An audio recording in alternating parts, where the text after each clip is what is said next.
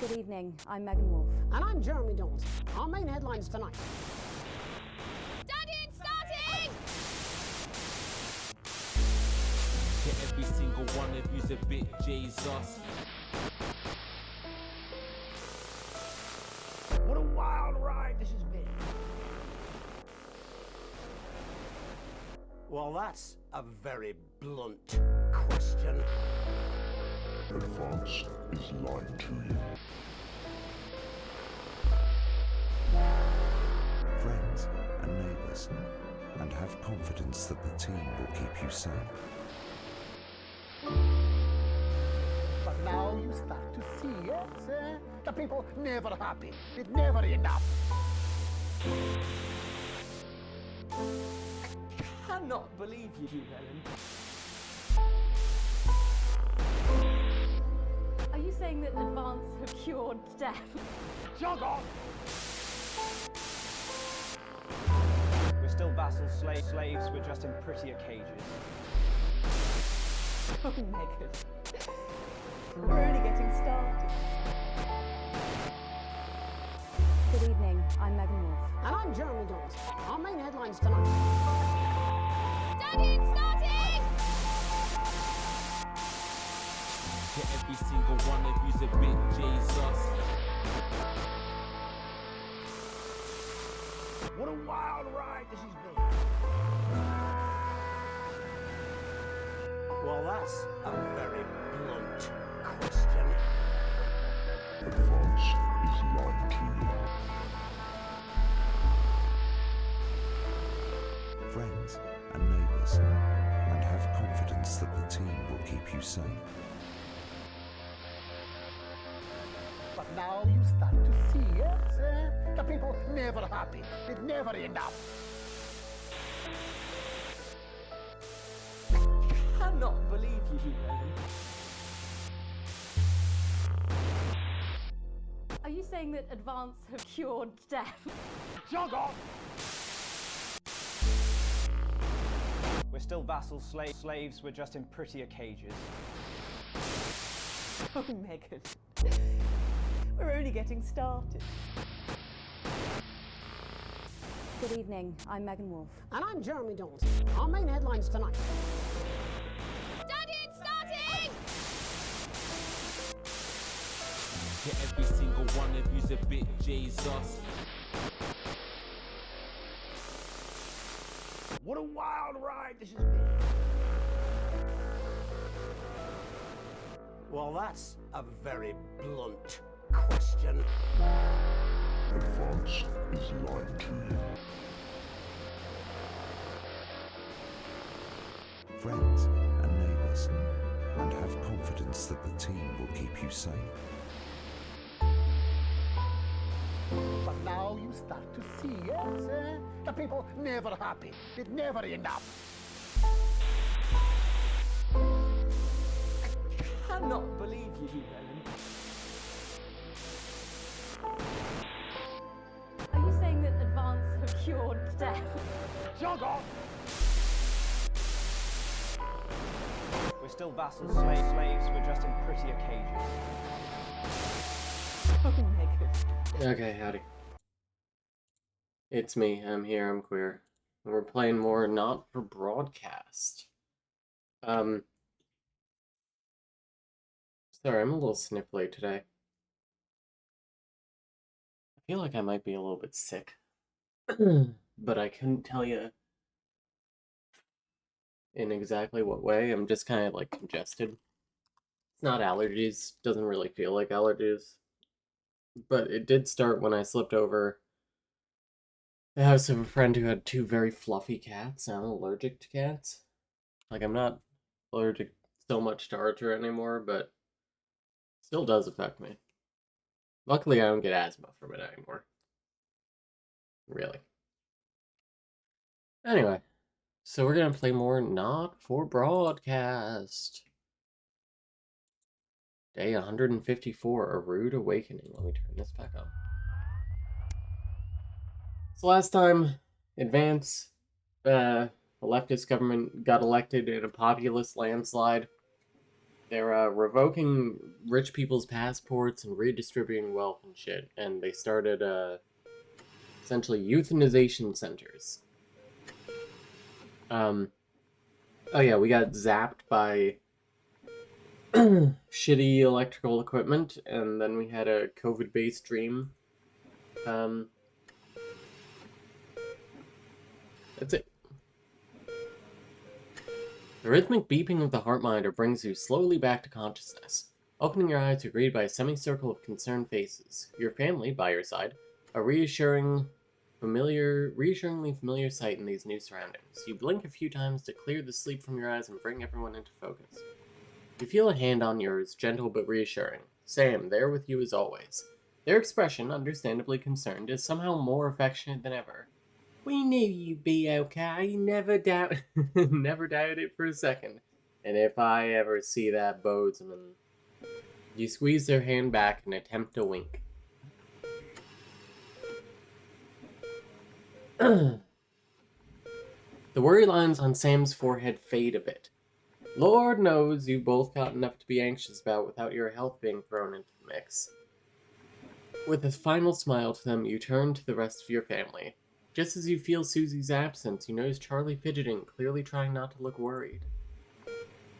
As soon as you turn to look at him, you can see Charlie tense up, some concern clear on his face. So, you're definitely good, right? He finally asked, quickly looking away. Yes, sir, my son. Charlie looks at you and grins, one of those infectious smiles that spreads around the room. It's always good to have him in your corner. Your smile fades as you notice your mother staring listlessly out the window. Despite all your best efforts, she's not been doing well lately. Are you okay, Mom? Your mother starts, your call clearly shocking her out of her reverie. She turns to you and smiles, and you're grateful to see the increasingly rare recognition in her eyes. Yes, dear, of course. How are you feeling? You smile warmly and nod, but before you can respond, a doctor bustles in and ushers everyone out. She asks you, for what feels like the 100th time, how you're feeling. Surprisingly well, all things considered. Excellent, there's no sign of any real damage, just a bit of shock to the old system, pardon the pun, she smiles. Not that we'd recommend you doing anything like that again, of course. After a couple of days of rest at home, you should be right as rain. She turns to leave but stops at the door. Oh, and the private room and care, the doctor gestures to your room, which now you notice looks rather expensive, has all been paid for by a Mr. Bozeman. He left those flowers and said not to worry and take the rest of the week off. He'll see you Monday, apparently. Seems like the least he could do. Hi, Red Seraph. The choices in media management are good. I'm a little sniffly today, but it'll be okay. You come home from a particularly late shift to find the kitchen light still on, which normally isn't a good sign. Everyone's usually in bed by now. Softly opening the kitchen door, you find Sam sitting at the table. Bills and papers are strewn in front of them, as well as what looks to be their second pack of biscuits. Oh no. They give you a quick kiss as you take a seat next to them. They're up to 2 packs a day now. Terrible for your lungs smoking those biscuits. Sam frowns and goes back to the bill they were holding. Hey, sweetheart, just looking at the numbers again. They look to the door to the pantry, now converted into your mother's bedroom. The pantry? Does pantry mean something different in England? England. Pantry meaning. Small room in which food and dishes are kept. It's the cupboard, okay. Yeah, stick grandma in the cupboard, sure. Great accent work, thank you. My grandmother is actually from Sheffield, so I pride myself on my British accent.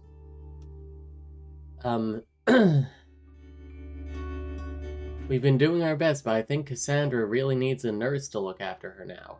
Suddenly, the bills are all you can see. Don't worry, when my Pleasure Corp stocks come through, baby, it's gonna be great. I'm gonna be playing 2 Pleasure Corp ads next time. I'm gonna repeat it. I've been staring at the numbers all night. Tears in their eyes, Sam takes your hand. There's just no way we can afford it. I'm so sorry. The kitchen table swims before you. Sam stands up and pulls you into a firm embrace, but all you can think of is your mother, and how you can't afford to help her. What would your dad be thinking now? Is this the utopia advance promise? Makes you think. You stare at the door to your mother's makeshift room.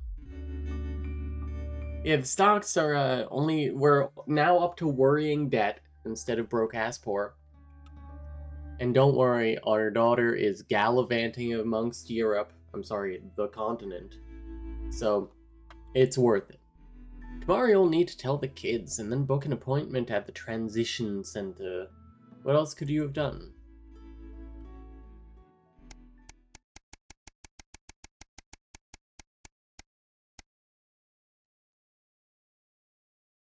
A letter home. Sam's out with work tonight and Charlie's staying at a friend's. The house is yours. I guess Susie's already in Europe. You order a takeaway. You order a takeaway. Have a couple of... Pizza is not takeaway. Like, I know it's literally takeout or delivery, but like... If I'm thinking takeaway, I'm thinking Indian. I'm thinking Chinese. I'm thinking... Fucking... Yeah, that's basically it. Chicken?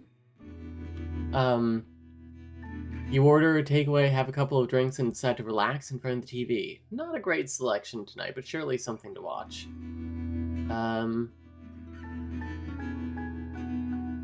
You feel like a laugh. Comedy it is. The humor is a bit hit or miss, like this game. But the joke about the kiln has you bent double in laughter. Wiping a tear from your eye, you spy something reflecting in the light of the TV under the coffee table. Curious, you reach down and let it bring it out into the light. As you pick it up, you remember the note Sam left you.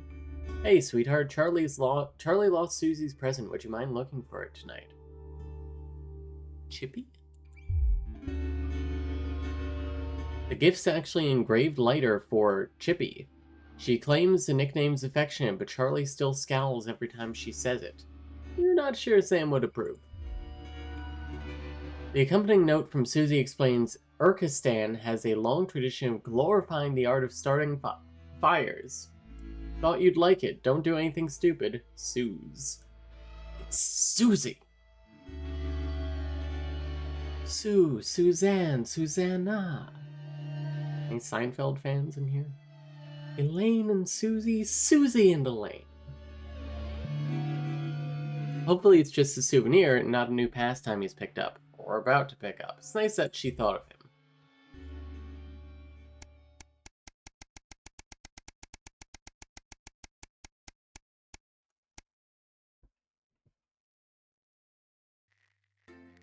Nope, time for a day work.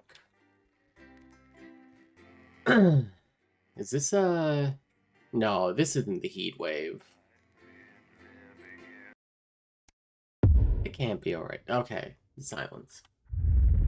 Silence will fall. Hello?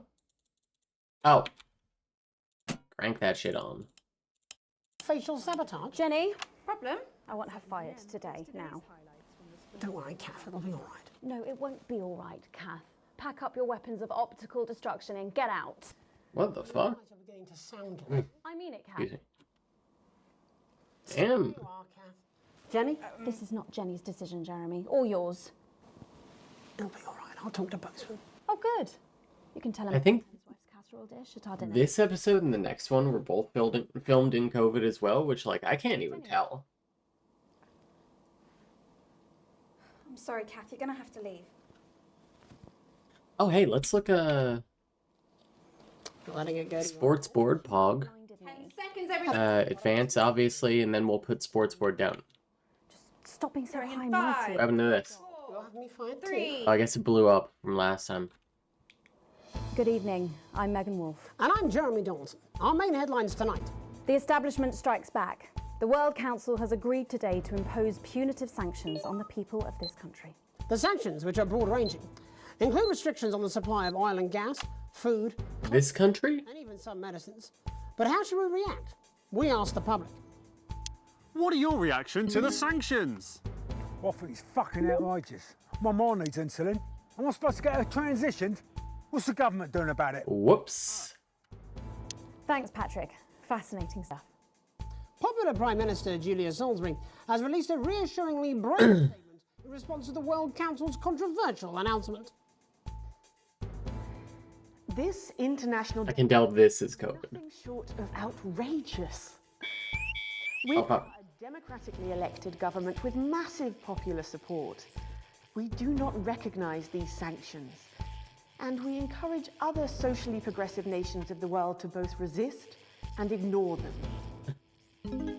Advance have struck fear into the heart of the international community by showing that it is possible to have radical change for the betterment of the many.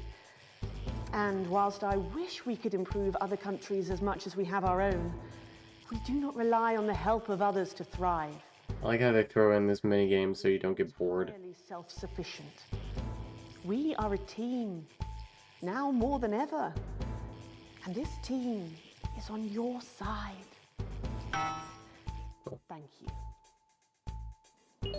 Defiant stuff. But what do you, the public, think of our government's stance? Robin Short found out. Hi there, I was wondering if you could spend a moment to give us your thoughts on the government. Honestly, I think they're doing a great job. I know the assets and world checks have made the difference for us for the cost of the little one. And people seem, happier in the main. I always said things would get better with a woman in charge. So true, bestie. Over to you, fellas. Global mega corporation Remington's Fist today announced that trials have successfully completed on their groundbreaking male contraceptive product, Responsibility.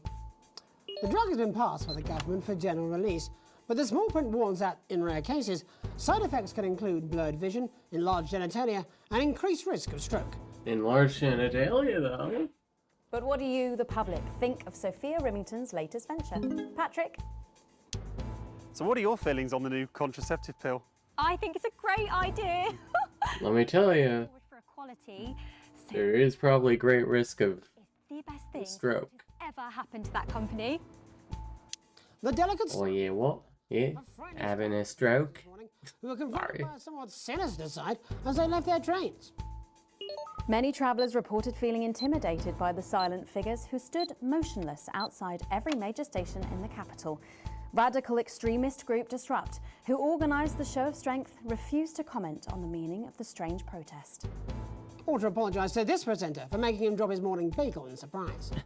But how do we feel about these somewhat radical extremists and their upsetting methods? Robin found out. Can I ask your opinions on Disrupt? Are those the guys in black with the orange fist thing? That's right. Can I be honest? Of course. This is journalism. They scare me a bit. Powerful stuff. Intrepid scientist Dr. David Wong and Dr. Ingrid Svorsborg-Hawkensford today sent a blueprint of the escape craft in which they hope to finally leave. It really feels like she was trying not to laugh there. Opinions of the plan running the gamut from optimistically engineered to that looks like something my granddad made in his shed. It sounds like the unfortunate team are going to need all the thought. Maybe I should just be doing happy for all of them if I'm a yes man. Patrick Brandon again.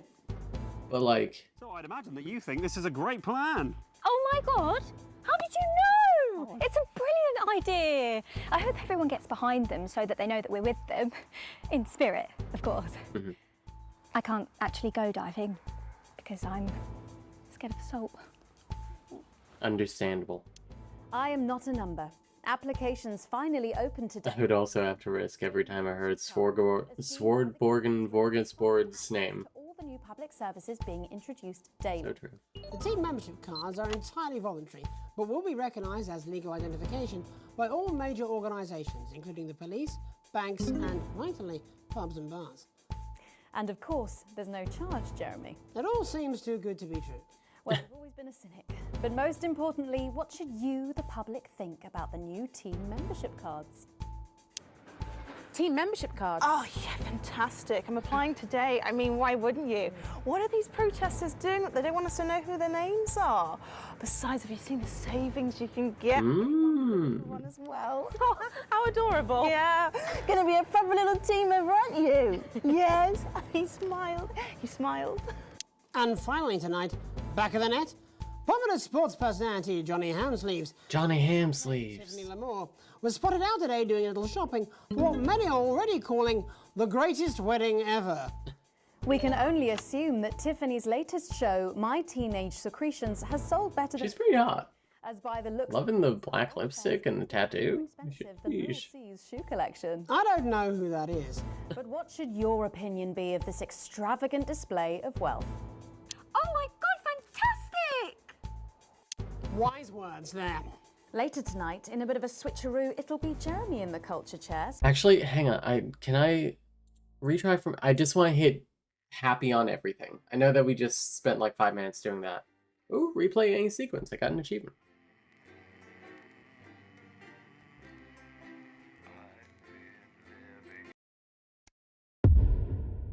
We're yes men for everybody. We do not discriminate.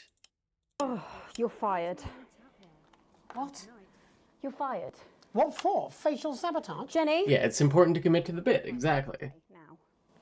Don't worry, Kath. It'll be all right. No, it won't be all right, Kath. Pack up your weapons of optical destruction. Because the bit, in my opinion, is like we say yes to whoever says it first, whoever gives us an order first, and if somebody, while we're trying to do that order, You can tell him I'll return his wife's casserole. says to do a different order, we switch to that one because they last said it. Jenny. So like, if we're about to play an ad, and somebody says play the ad, and as we're going to hit the button, somebody says don't play that ad, we're not playing that ad. Part of a team these days. But if they say it after we already hit the button, sorry. High mighty and do your job. You'll have me fired too. 3. Don't tempt me. Good evening. When did Megan become a diva? I'm Jeremy Dawson. Our main headlines tonight. The establishment strikes back. The World Council has agreed today to impose punitive sanctions on the people of this country. The sanctions, which are broad-ranging, include restrictions on the supply of oil and gas, food, clothing, and even some medicines. But how should we react? We asked the public. So how do you feel about the sanctions? I actually think that with Advance in charge, we'll be fine. Oh, okay. Of course, the rest of the world will want us to fail. See, like, I thought the angry one would be like, we're angry at the sanctions. Thanks, Patrick. Fascinating. Not we're angry at the government for the sanctions. Has released a reassuringly brave statement in response to the World Council's controversial announcement. Ah, fuck, I gotta do this again. This international declaration is outrageous. We are a democratically elected government with massive popular support. We do not recognize these sanctions, and we encourage other socially progressive nations of the world to both resist and ignore them. Yeah. Advance have struck fear into the heart of the international community by showing that it is possible to have radical change for the betterment of the many. And whilst I wish we could improve other countries as much as we have our own, we do not rely on the help of others to thrive. This country is entirely self-sufficient. We are a team. Now more than Yeah, Brexit, I get it. team is on your side. Thank you. Defiant stuff. But what do you, the public, think of our government's stance? Robin Short found out. Hi there. I was wondering if you could spend a moment to give us your thoughts on the government. Honestly, I think they're doing a great job. I know the assets and wealth checks. Luckily, it only took us a few minutes to do this anyway. It's not like we went through the entire first section and redid it. Better with a woman in charge. Over to you, fellas. Global mega corporation Remington's Fist today announced that trials have successfully completed on their groundbreaking male contraceptive product, Responsibility. The drug has been passed by the government for general release, but the small print warns that, in rare cases, side effects can include blurred vision. Why is the number 3 all fucked up on, increased risk of stroke. like, down here? Double entendre intended. I always, like, adjust the entire font. Public think of Sophia Remington's latest venture. Patrick? So what are your feelings on the new contraceptive pill? I think it's a great idea. A big step forward for equality. Sophia Remington is the best thing that has ever happened to that company. The delicate sound of thunder. A frightening start for commuters this morning who were confronted by a somewhat sinister sight as they left their trains. Many travellers reported feeling intimidated by the silent figures who stood motionless outside every major station in the capital. Radical extremist group Disrupt, who organised the show of strength, refused to comment on the meaning of the strange protest. Or to apologise to this presenter for making him drop his morning bagel in surprise. But how do we feel about these somewhat radical extremists and their upsetting methods? Robin found out. How do you feel about Disrupt? Oh, well, now you're talking. Ruddy hero, showing us not to take it lying down like Iris here. So you both feel they're a cause worth supporting? Well, Iris doesn't speak on mine, but we're pretty sure there's still one in there, aren't we, love? Wherever it is, it loves Disrupt, fighting the oinks for our freedom. The oinks. What could possibly be wrong with that? What are oinks? Get you some help. Is that a slur? Bubbling up, intrepid scientist Dr. David Wong and Dr. Ingrid Svorsborg-Horgensford today Svorsborg-Horgensford. in which they hope to finally leave Dante's taint. With expert opinions, My favorite Pierce Brosnan movie, Dante's Taint. engineered to that looks like something my granddad made in his shed. It sounds like the unfortunate team are going to need all the thoughts and prayers they can get. Thoughts and prayers. Think about the escape plan. Patrick Bannon again. It's like they didn't have a digital font for 3. Oh my god! How did you know? It's a brilliant idea. I hope everyone gets behind them so that they know that we're with them. In spirit, of course. I can't actually go diving because I'm scared of salt.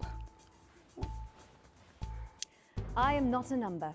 Applications finally opened today for the new Advanced Team membership cards, a scheme by the government to allow fast access to all the new... Does scheme mean something different in England? The team membership cards are I'm getting socks, hang on.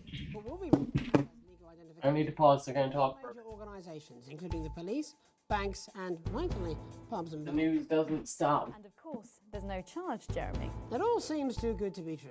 Well, you've always been a cynic. But most importantly, what should you, the public, think about the new team membership cards? Team membership cards? Oh, yeah, fantastic. I'm applying today. I mean, why wouldn't you?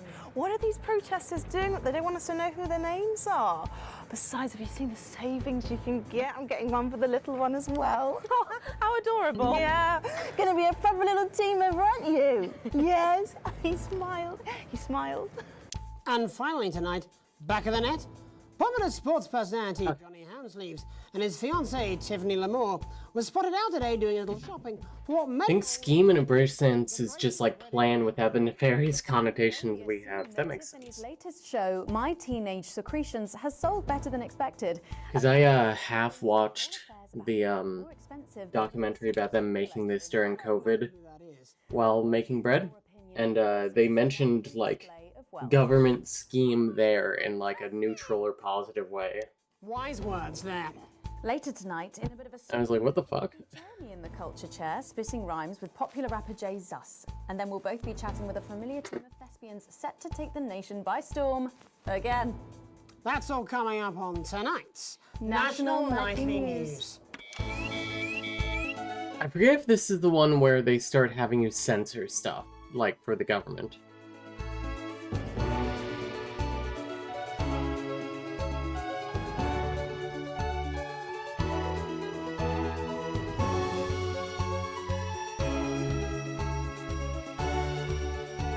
Every single one of you's a bit Jesus.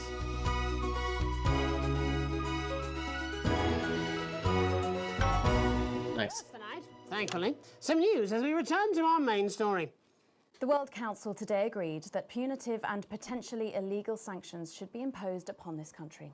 The sanctions, which come into effect immediately, aim to stop the flow of food, fuel, and even some medicines from reaching your pockets. Tonight, we have guests from across the continent to discuss this unprecedented situation. For advance, Peter Clement is at his home in Lamfordshire.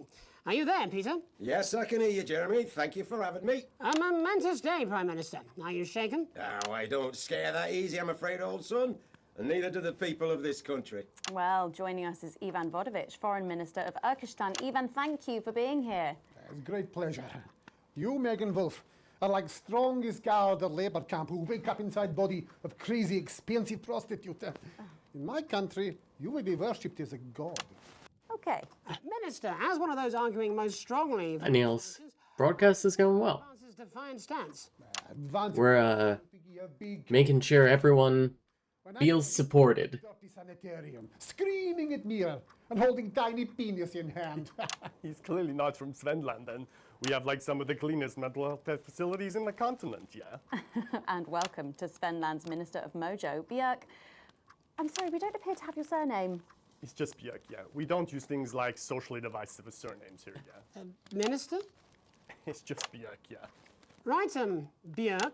Your country spoke in favour of advancing the World Council today, but you were noticeably absent when it came to the actual vote. Well, what a surprise. The hippies didn't show up for the fight. Actually, that's quite racist, because if you must know, we were going to go to the whole, like, voting, yeah? But it's actually the Festival of Feuerland here at the moment. One of the old generations. So, like, we all had to work our grandparents clean, yeah, whilst the vote was happening, and that's, like, a really, really time-consuming process, actually. You're like a sissy man. You have this expression, sissy man? It's like man with tiny penis who like to wash more than once a week. Actually, that's quite homophobic, yeah, because... So true. Winding him up. Ivan, we're not back at the Grange now. Sorry, Jeremy. Ivan and I used to play golf back in my media days. Yeah, he always wins. Nothing gives him greater pleasure than grinding people's gears. The more publicly, the better. Peter, you're like man with tiny penis. So true. I think he had tiny penis, but actually he discovered that. Oh, could it be? No, it's tiny penis. Ivan's just worried that when the rest of the world sees how well we're doing, they'll notice all that dosh that he's got squirreled away. Because that's what these sanctions are, Megan. They're the last pathetic gasp of an establishment in collapse. Wolves at the gates, Ivan, old mate. Good. It can join others on my wall.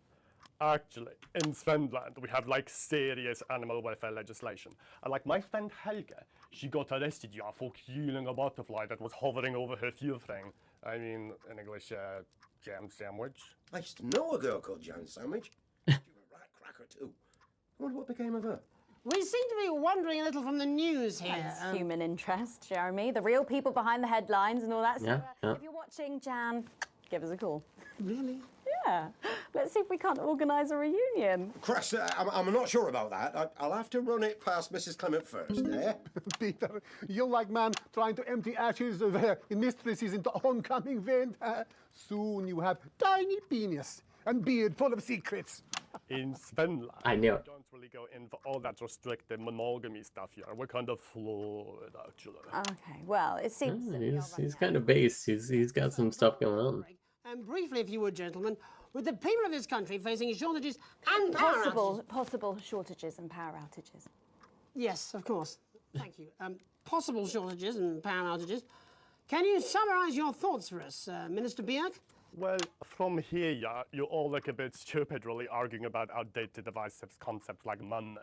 In Svenland, we replaced currency with a system of bodily fluids back in the 1970s, and that's like really hard to sanction, actually.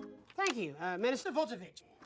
Your country is like man who think he invented perfect trap for giant mutant hairy bear. When really he's just standing in field holding his tiny penis, yes. Thank you, Minister. And finally, Prime Minister Clement. Let me talk to your viewers here, Jeremy. Don't worry, everybody. Don't be afraid. Oh, we got a slight zoom in. We lose a wink of sleep. We knew the rest of the world would react this way, and we're ready.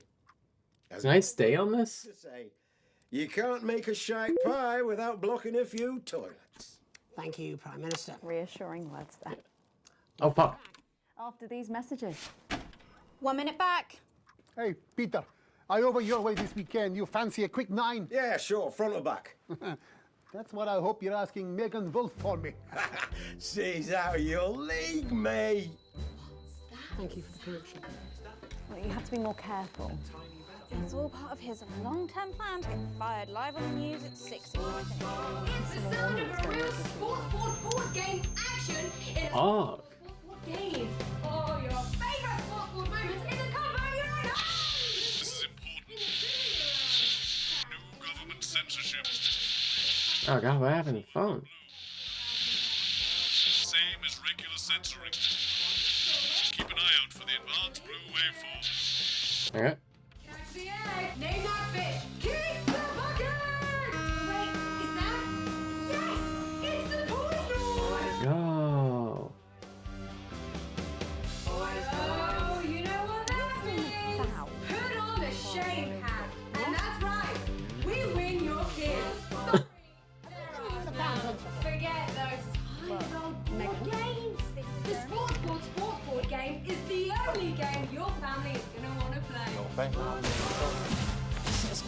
Just a quick one. You're not going to ask me about the chimp, are you? Live in 10 seconds. Because he put that get up on himself. I'm just saying. Going in 5, 4, 3. Welcome back, I'm Megan Wolf. Later, we have an exclusive first look at a theatrical sensation everyone's going to be talking about. But first, it's time to go over to the culture spot with lovely old Jeremy Donaldson, who's joined by a They're not in the same room. guest. Love it. Jeremy. Thanks, Megan. I have the honour and privilege of being joined by hip-hop royalty. He's been called the son of the streets and the father of truth. Not sure how that works, but whatever. Let's welcome Jesus! I don't know why they're penalizing me for staying on. I get it. On your show, the news. You know, as a kid on the streets, I used to watch you through a window of the shop, so to be here right now is crazy. You've had quite the journey to be here today. Can you tell us about it? Well, you know, I try not to, well, you know, the past is the past, and I don't like to dwell on it. I understand. But yeah, man, the streets is all I remember. Hello?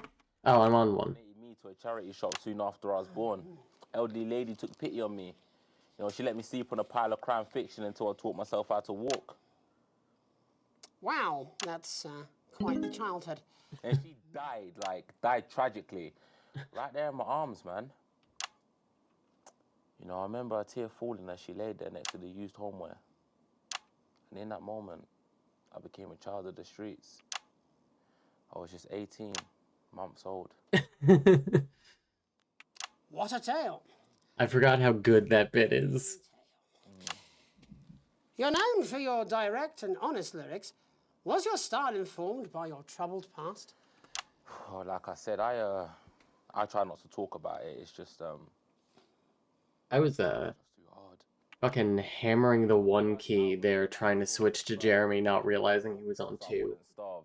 A small group of infants came to see me as their de facto leader. They call me Mr. Cheese Slice.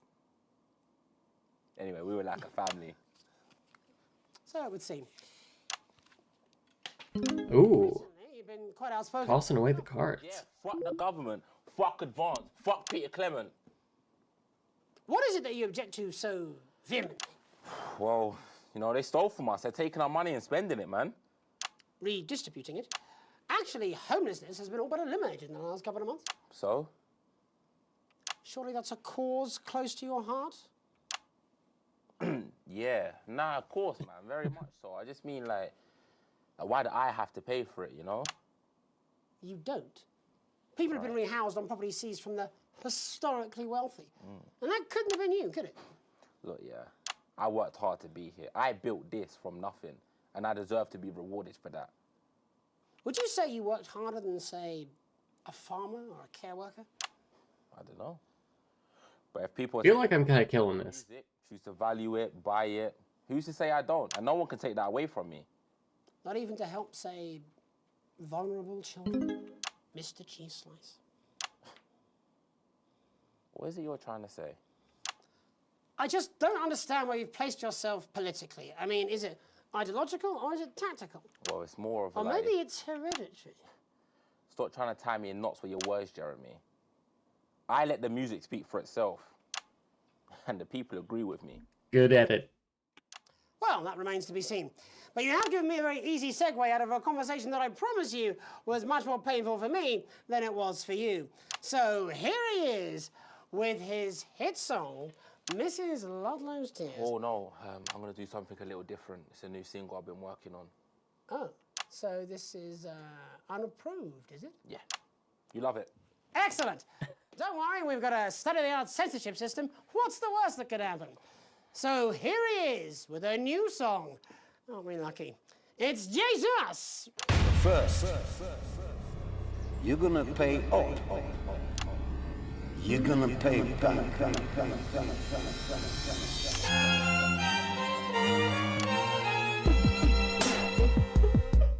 Well, we're all different races from many different places. At any given moment, only one could be the greatest. So you can feel elation from your participation. Still two leaders in this motherfucking nation. Now we're getting sanctioned, talking about expansion. Why does Julius require a massive fucking mansion? So fuck all your schemes. I don't need your freaky team, and I don't need your help to achieve. Oh, missed that one.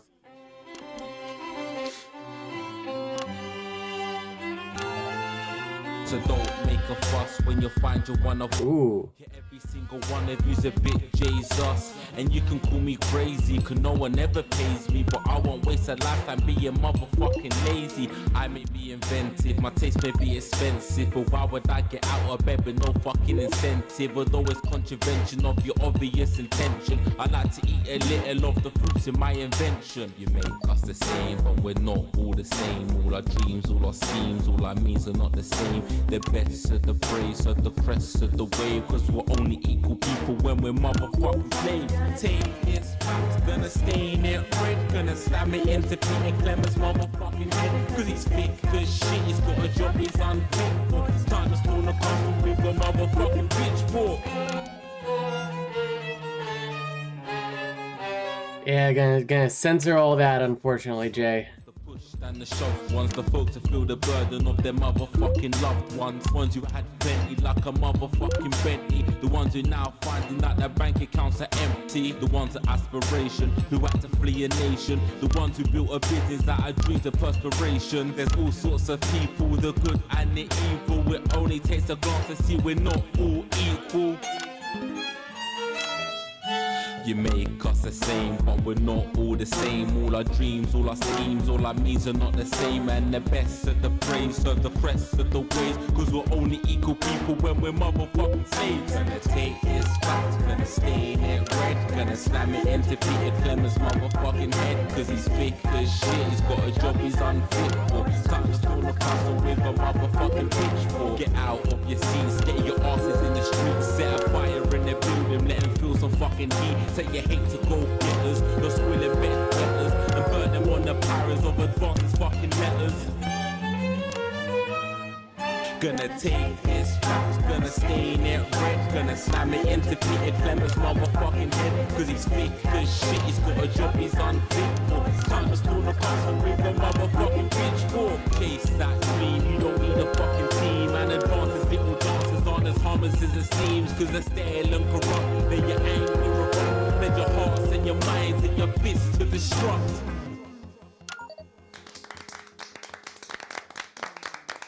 Got it.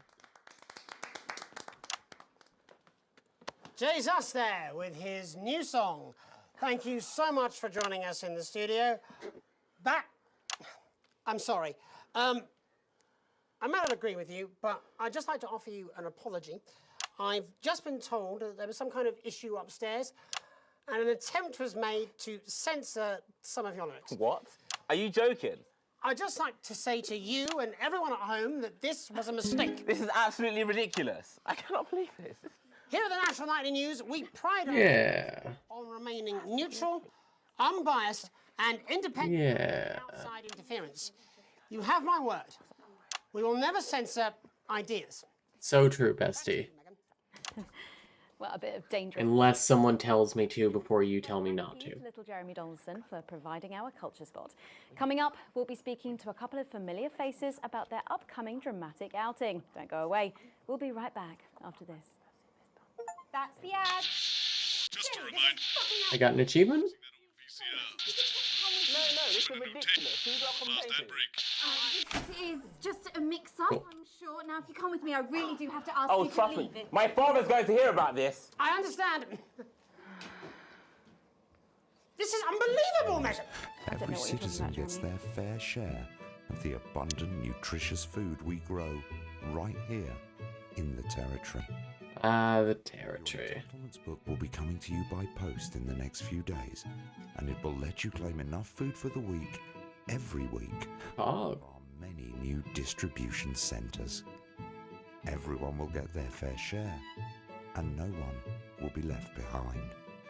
So you can carry on coming together to enjoy life. Look and at make him. wonderful memories. If we could just get you in position. Oh, say no more. Say no more. Listen, come together and sense they are making the trains run on time a little bit.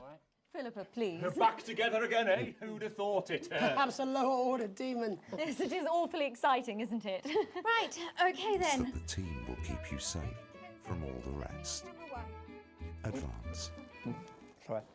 All right. 5, 4, 3. Welcome back. And no, you're not mistaken. Sitting across from us are some very familiar faces. You really are too kind, Megan. It was only a yogurt commercial, but I'm still proud of it. Here to talk about his new show, we're joined by National Treasure Tommy Harris, the National Theatre's Philippa Raven, and National Deficit Jeff Algebra. It's so lovely to have you all. Tommy, would you like to tell us about the show? You know what? I'd bloody love to. It's about me. It's about my life. And where did the idea come from? So, right, picture this. Their legs akimbo, mid-session, sweat is pouring out of me like an immense hog. And then Cindy comes in, she says, Pete's on the phone. They did make some bops for this game. It's awesome. Yeah, Pete's actually a really good mate of mine. Oh, is he really? Yeah, no, he comes to training sometimes. He's actually a pretty good goal sweeper. Anyway, so, yeah, Pete, he says, Toby, he thinks my name's Toby, see? He says, how would you like to spread your message of team spirit and cooperation across this fractured nation? How would you like to really make a difference in these desperate times? What did you say? Yeah, right, yeah. So, Jeff, the question on everyone's lips is, what in God's name are you doing here? Well, after the success of my debut work and all the people that I've touched, I knew that I had a career in theatre. Yeah? I've always been an admirer of Tommy from afar. So when my manager phoned and said that I'd been offered the gig as director, I was ecstatic. I whipped my trousers off and got straight to work. Why did you do that? I do all my best work with my trousers off. Yeah, I've been told that too. No, I wouldn't say so. Right, Tommy, sorry, would you just give us a sense of what the show is actually about? It's about how hard it's been for me and some of the struggles that I've faced. It's like really getting to the heart of how tough it is to be me. I call it Tommy Harris. Jesus, that was hard. So true. We actually have some clips of the process of the show. Would you mind telling us what's going on here? Yeah, so the show is built around two things that are very important to me. It mixes scenes from my life as well as epic fantasy retellings of scenes from my life. But Dad, you promised you'd come to my graduation. I'm sorry, son. But you're an embarrassment. But Dad, you promised you'd come to my graduation. Oh no. Back, demon! Back to the hells! Wow. Philippa, what's it been like co-starring with Tommy Harris? I've always dreamed of treading the boards at medium-scale regional theatres, Megan. And for once, this show really gives me something to sink my teeth into. What's different about this show, then? Tommy, Mr. Harris's show really lets me show my tremendous range as an actor. I've always suffered from typecasting, forced to play the same tired characters in every god-awful yogurt advert or godforsaken soap opera or, God forbid, a pantomime. But, you know, this show has really let me just go there. Jeff, the viewers at home will be dying to know exactly what is it that you bring to the show? Good question. I think these guys would agree with me when I say that it's my steady hand on the tiller, arm round the shoulder approach that's really brought the production from strength to strength. Absolutely right. Jeff's contributions are immeasurable. He was our rock. I had to do that. Sneak peek of anything else that might be in the show? Oh. Yeah, all sorts, yeah. Yep. We've got lots of exclusive first-hand experiences of Tommy's time in the underground sports board scene. And some epic fantasy retellings of Tommy's time in the underground sports board. Wow.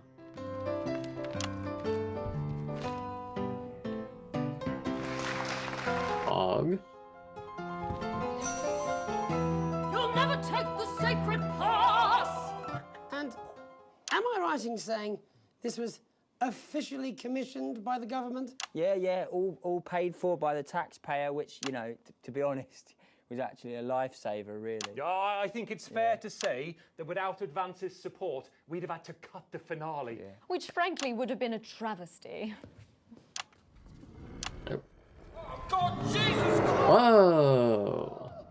Nice job. Do this every night. Absolutely. It's a metaphor. For what? Death. And the public are footing the bill, are they? Too bloody right they are. Between the cost of my tour bus and the dry cleaning of my ties, I'm barely... Just the ties. Amazing. And where can the folks at home come and see this for themselves? Dude, I'm killing this broadcast. Over the nation. And people can see it for absolutely free. All Oh. advance. Isn't that incredible, Jeremy? Yes, it's unbelievable, Megan. Well, thank you all so much for coming. Next time we see you, no doubt you'll have taken our jobs. Yeah. That's all we have time for tonight. Pog. Join us tomorrow when I'll be interviewing the world's most attractive horse. I'm Jeremy Donaldson. And I'm Megan Wolfe. And from all of us here, have a peaceful night. We're out. That's the ads. Let's get reset for tomorrow, please. Hey, we must stop bumping into each other like this, eh? Oh. Nice job, everyone. A+, poggers. That's right, triple A+. Look at all this. All offensive words were censored, an interference-free show, an exceedingly poor edit. What? Advance happy with broadcast. What? An exceedingly poor edit, all A+. Sure. A generous bonus, and we're now technically not negative. Poggers.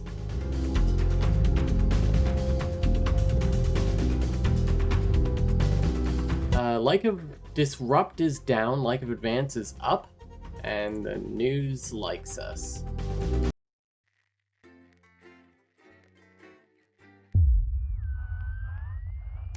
How far are we going? 5 days later, a ladder worth climbing.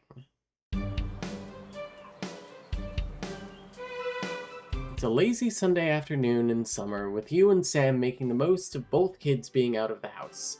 You head into the pantry, taking a moment to remember when it used to be your mother's room, before coming out with the last 2 slices of homemade cake.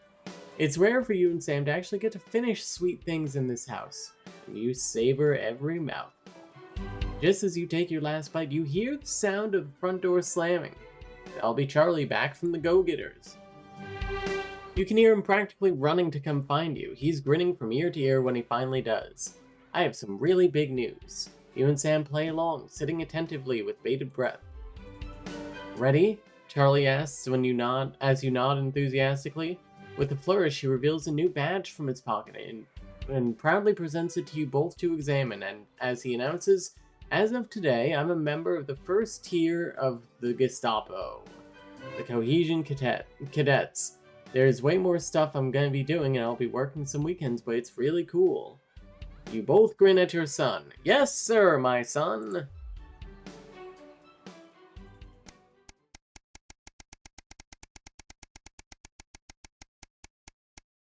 Okay, like a month later.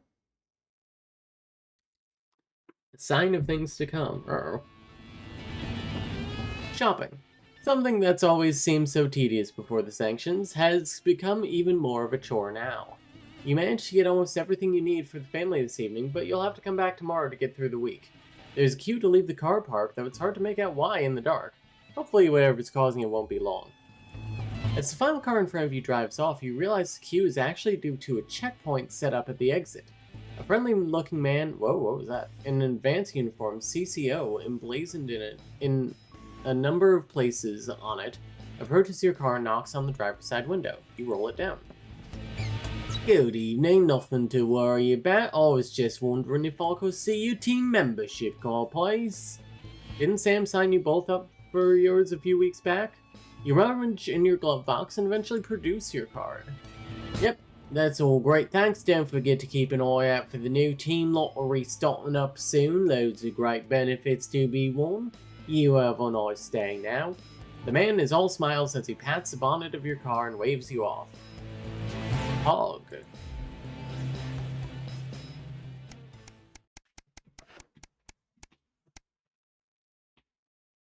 An invitation worth ignoring?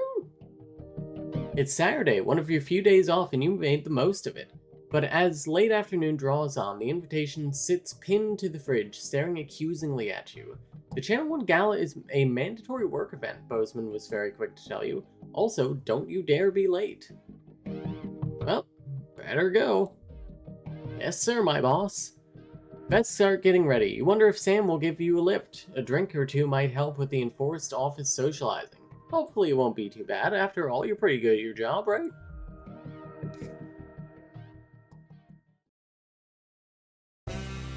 Ooh. You arrive on time barely at the Sauvignon, one of the oldest and grandest hotels in the capital. You're surprised to see a queue to get in, but realize quickly it's because people are being searched at the door by some very-looking military personnel in smart attire. While you're waiting, you can't help but notice just how very opulent the building is, quite possibly the fanciest place you've been to in your life. You submit to being patted down with a sigh of relief are let into the hotel. Once inside, you're directed to the grand ballroom. Following the signs, you marvel at the sheer scale of the place, and the amount of armed security guards. When you finally arrive, a very severe-looking woman at the door asks for your name.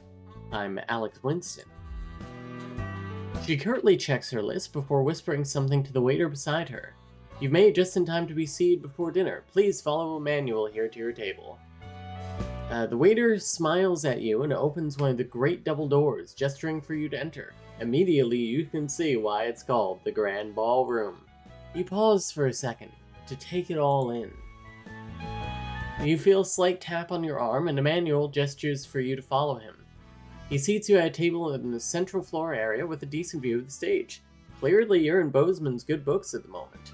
You're sat with some colleagues you've seen around the Channel 1 offices before, but don't know that well. One of them informs you, far too excitedly, it's a very corporate evening of awards and speeches. At least the food should be good. Dinner is indeed lovely, and with the help of the no doubt very expensive wine, conversation flows easily enough. In fact, much to your surprise, you're actually presented with an award for Best Newcomer to the Channel 1 family. Well, this was unexpected.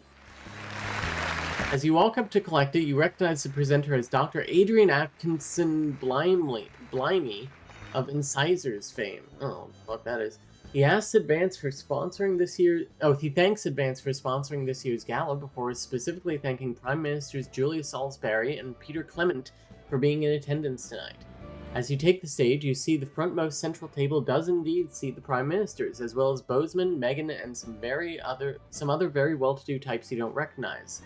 But not Jeremy, most notably. That's not in there, but that's me editorializing. That explains all the security. As you're handed the award, Dr. Atkinson Blimey asks if you'd like to say a few words. You're a little nervous and sputter out some quick praise for Advance and Channel 1.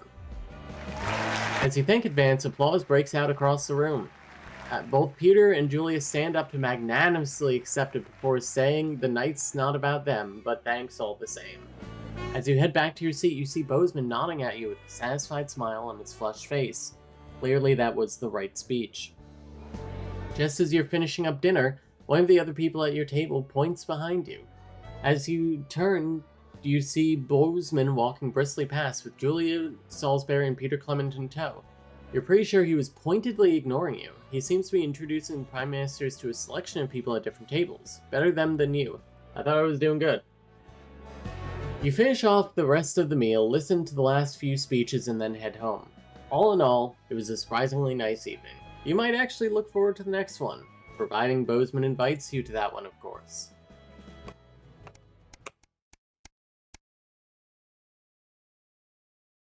Ooh, 296, baby! So I haven't done the telethon ever, as it mentions below, but the DLC that came out in August is apparently fucking like 5 or 6 hours long. That's like an entirely new game.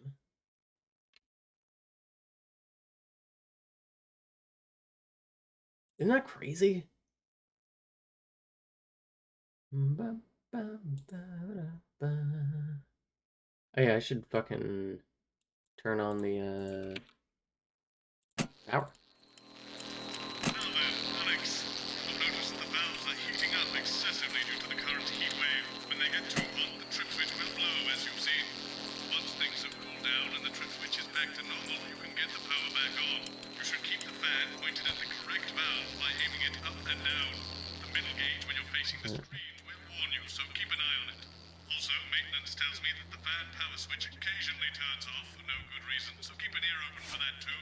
I'm sure you've already worked all this out, though, Alex. You're a rising star in this network, and we're all very What, proud you got of you. someone to hose down the sun, have you? Yes, they've just strapped on their wax wings. Classical illusions are no substitute for air conditioning. You know, I genuinely thought you'd be in a better mood today. She's not even here. Yes, but he is. Our gun-toting handler. Who, Andy? I don't know what the fuck his name is, do I? He's here to keep us safe when people like disrupt. More like keep us in line. Stupid guns. Little goodies. 10 seconds, everybody. So, we've got any actual real news tonight? Well, the world's on fire. That good enough for you? Going in 5, 4, 3. All right. Good evening, I'm Jeremy Donaldson. Our main headlines tonight. Siege mentality. The World Council today established a military blockade to enforce the unjust and punitive sanctions now entering their 10th week. I guess these are both mandatory. A short time ago, Prime Minister Julia Salisbury issued a commanding response to this unprovoked escalation. Jeremy is not having it. Council should make no mistake. This blockade and the illegal sanctions it seeks to enforce are an act of war and will be treated as such.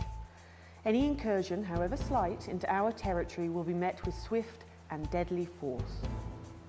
You have been warned. Okay. Three's a crowd. It seems the celebrity wedding of the decade might have been a touch busier than expected. In a photo leaked today, it appears the union of football star Johnny Hamsleeves and his bride, Tiffany Lamour, may have had a few uninvited guests. Hundreds lined the street to celebrate with the happy couple. Eyewitnesses say a cheer went up as the blushing bride passed by in her carriage, shaped like a bacon sandwich, which is said to be either a protest against the meat industry or a mix-up at the carriage factory. In it to win it, exciting news from Advance today with the announcement of a new monthly prize draw for all team membership card holders. Pog. Lucky winners from across the country will be picked at random to receive what Team HQ are describing as unique prizes worth more than money used to be.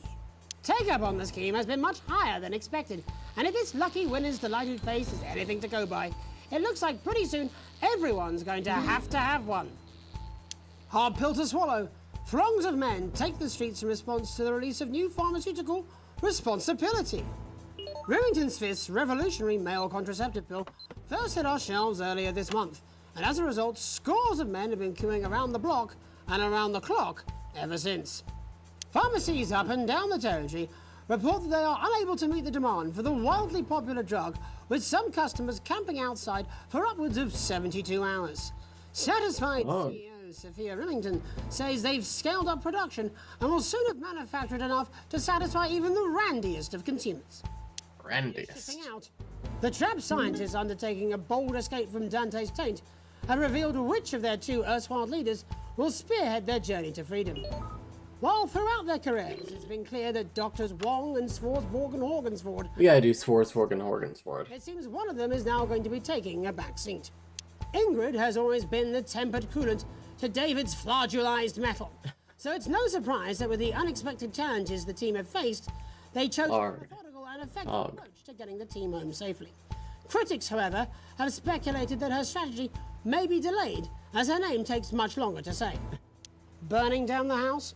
The capital was put on high alert last night after disrupt terrorists set an emblematic fire in the heart of Parliament Park. Violent conflict broke out at the demonstration after a mob of so-called protesters from the radical group launched an unprovoked attack on community cohesion officers in attendance.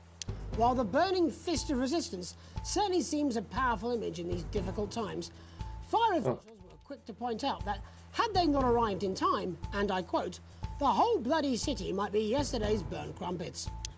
All this, and I'll be talking to some people with fascinating medical conditions, as well as one of the contenders in this year's Feline Football Championship. Dog. A proud owner. That's all up on tonight's National Nightly News. Of course, we gotta do this. What's Jeremy doing there?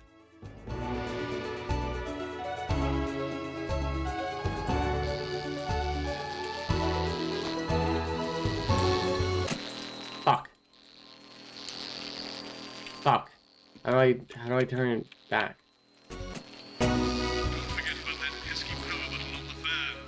There we go. Okay. Ah. Hang on. Fuck. See how the people of this great nation of ours are coping with this unprecedented hot weather. First, let's go to Megan Wolf in Shining-on-Sea. Well. See what the scientific community has to say. Megan, how's the weather there? It's absolutely glorious, Jeremy. Thank you for asking. I'm here with Dr. Anna Burns of the University of Princeford. Are you enjoying the weather as much as I am? Oh, yes. Jeremy's freaking out. My eyelids are sweating. And you're part of a team carrying out a study into just what's causing this unbelievable heat, is that right? Yes, that's correct. Yes, we want to be able to reassure the public once and for all that there's absolutely nothing to worry about and that they can enjoy their sunstroke and fossil fuels in peace. You sound very confident about that. Oh, very much so. I can say without any hesitation, there's really no cause for any concern here. I've actually left my car running. So tell us about this experiment. I like how this one's different. From weather stations from all over the world, along with atmospheric samples, and we take all that and we feed it into this state-of-the-art computer, and very soon we'll be getting a high-tech readout of the results. Blimey, that sounds very fancy. I gotta go back and watch the rushes. None of this would be possible without the generous support of Remington's Fist. This is all thanks to their unrivaled investment in our future, and may I just say, complimentary personal anecdote. Oh, here we go. And, as expected, everything is absolutely fucked. Hang on. This can't be right. Right, but obviously you said a second ago that everything is absolutely fine, so, you know. Well, actually, under concern level, it just says, why, God, why? We should be celebrating these wonderful results, I think. There we are. We need to evolve gills within 40 years. Oh. Here it just says, shit. Look at you. This is meant to be a celebration. Can't go around looking like that. Shit. There you go, much better. Can I just say thank you again to Sophia Remington for providing all of this. Everyone, we don't have long. Time is running out. It's running out. Absolutely right. That is all we have time for. Abandon hope and return to the forest. There you are. Enjoy that.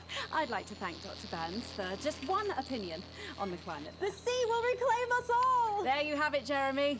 Proof, if proof be need be, that everything is just fine. I'm Megan Wolf, here with science.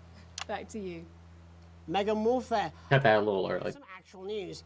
Next, heads over to Robin Short, who's in Scritchford with some of the winners of this week's team membership lottery. Robin?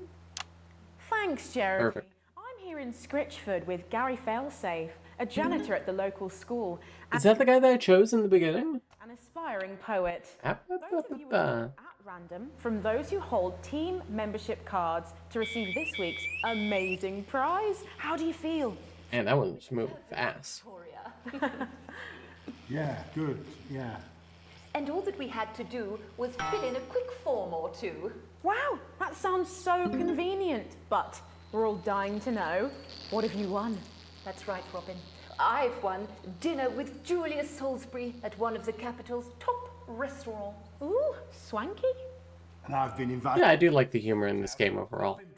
It can be a bit hit or miss, but I do think that this game does some great stuff. Be over the moon. I've written a poem about it. They also wrote some good songs. Moment when you first heard the news. Well, I was battling against a particularly difficult floater, probably one of the sixth formers, when the headmaster came and found me. I was involved in a similarly brutal conflict with a particularly arduous stanza. So you were both polishing turds? No, I don't like to polish them. I like to keep them intact for my collection. Oh. How unexpected. I don't polish turds. I write poetry. Potato, potato. So, Gary...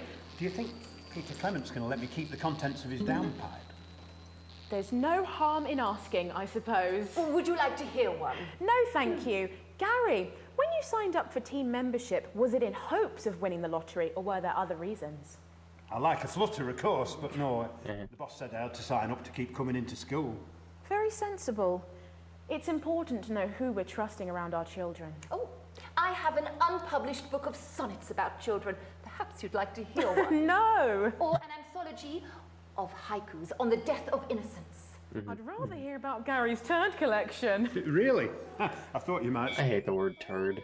It's gross. Oh. Are you all right? Yes, it's coming. It's inspiration and it's delicious. Right you are.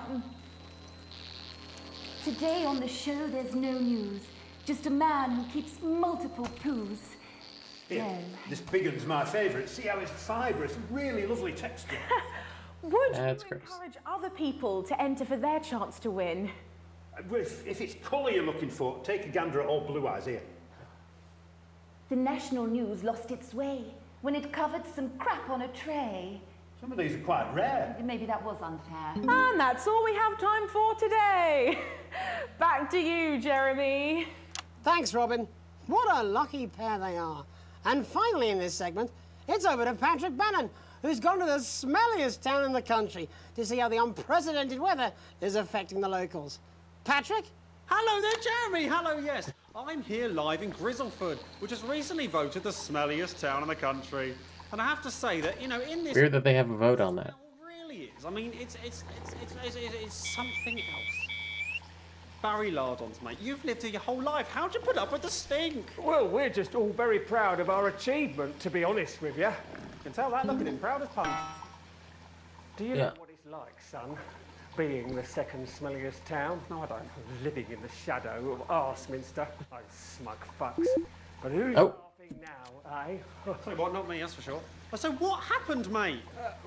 Right, the good people from Remington's Fist came in and saved the day with their factory. You're talking, of course, about the newly built Flard factory. Yeah, they gave us Flard. a big presentation on jobs and growth. But as soon as we heard about the stench, we paid them whatever they wanted to put it here.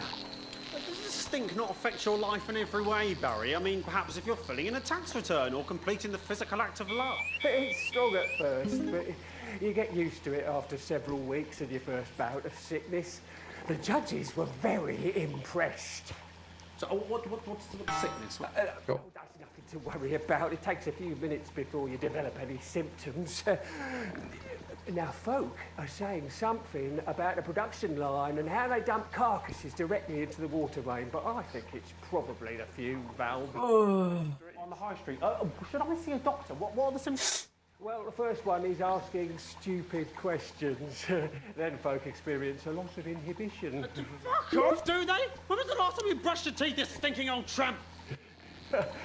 Next recording is a period of randomly bursting into song, followed immediately by delusions of grandeur. Oh, that's not really a problem. I've never sung in my life. Hello, it's sexy Patrick Bannon, and he's wearing sexy shorts now.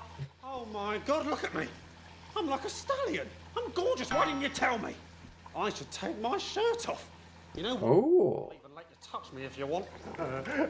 That will be the bout of undeserved self-confidence. Love the Bannon fit. Yeah, he's handsome. Oh man, what's the point? And the ennui. All that's left now are the hallucinations and unconsciousness. Nana Dottie? Was that you? And Elbows? there he goes. You know I don't eat opinions. Oh, don't worry, folks. Once he wakes up, he'll be just fine. We'll just find a place to stick him where it won't matter how many times he evacuates his bowels. Right, that's all here from Grizzleford, a town that's really making a stink. I'm Barry Lardons. Back to you, Jeremy. Thanks, Barry. There's another blockade being set up around our coastline as we speak. When we come back, I'll be talking to 3 members of the general public who appear to be here purely for medical reasons. Don't go away. Unless, of course, you've got something better to do. We'll be back after these messages. 1 minute This next section features a potentially controversial guest. Uh-oh. May request some censorship if it goes too off topic. You've done a great job so far keeping everyone happy, so let's keep up the good work. And I can't do this anymore. I say this every Friday. Ferris wheel. What do you mean? Jeremy? My mic is still on.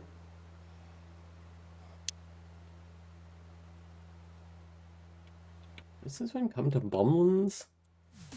Danger cars. Ooh. Turn pair. This way. Stay with us in our Great segment D. No. you'd expect. Cat football? Water. We should be doing an interview with a war minister. Or a report Hey, from Grantham shoot. Downs. Even the weather will be more fucking relevant than this. Jeremy, please. Live entertainment. Actual activities. Minds off Legally things. edible Exactly, which is wrong. People's minds should be very much on things.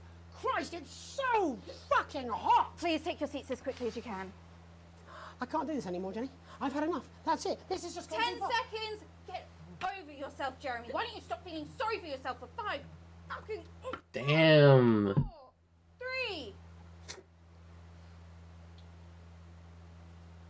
Welcome back to the National Nightly News with me, your host, Jeremy Donaldson.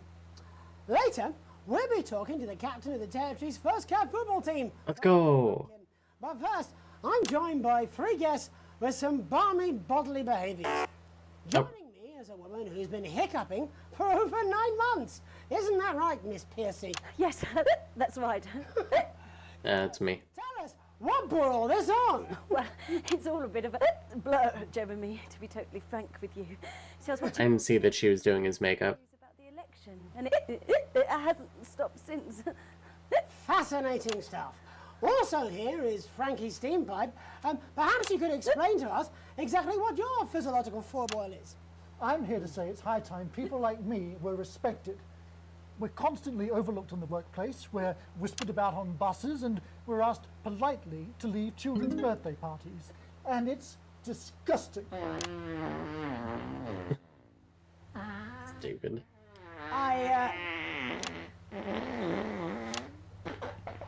I'm sorry, my bowels have comic timing. And finally, I'm joined by a man who answers every question honestly, even when it isn't aimed at him. How do you cope with that, Mr. Truman? With a combination of booze, self-hatred, and hardcore pornography. Is that right? Not according to my therapist. Well, in that case, let's speak to Rose. Tell me, how does the hiccuping impact you? I get shushed a lot, which is hard. Oh, that's not nice. To stop answering the phones. It's really affected my confidence. Well, I find it really fucking irritating. Do people tend to believe your story? Fuck no. Actually, I've been surprised at how much support I've received. And Frankie, why have you come here today? Because my wife left me, and I was hoping that the fame would win her back. We've started a group for people with ailments deemed broadly comical by society. It's called Take Us Seriously. Oops. And we bloody well mean it. And who's joined so far? A bunch of fucking losers. It's just us so far. And how much success have you had? Well, we've seen some real positive changes. I don't want to toot my own horn, but it's been a runaway success. Shit all. Not a single person come to our fun run, and all of our leaflets fell in the canal. Huh. Well, Miss Piercy, some people are saying your condition was actually caused by the shocking events of that night. What do you think? Oh, come down, Mr. Donaldson, that's absolute rubbish. What'd it be like to have a pair of tits? Could you? I'm sorry, it's very hard. Man, I've gotten like... That you're a team fuck puppet? No. Or a sellout cunt? Apologies. Just a reminder that he can't help it. And hey, if this is actually a little hard. Then what is it? Fuckfest of propaganda masquerading as journalism. Uh-oh. Right, Frankie, Rose, tell us, how can the viewers get involved with your cause? Yes, we're holding a sponsored run in Capital Park next weekend. It's called the No Smiles 13 Miles. No, it's called the No Laugh Half. What did I say before the show? That it was the team pulling Jeremy Donaldson's strings. No, I didn't say, Wow, we that. may have to end that there, unfortunately. What a harmless bit of fun. Steady on! This is exactly what I'm talking about. We demand respect. Yes, well, later, I'll be talking to Professor Pumpkin. A ginger tabby with a pair of penalty paws.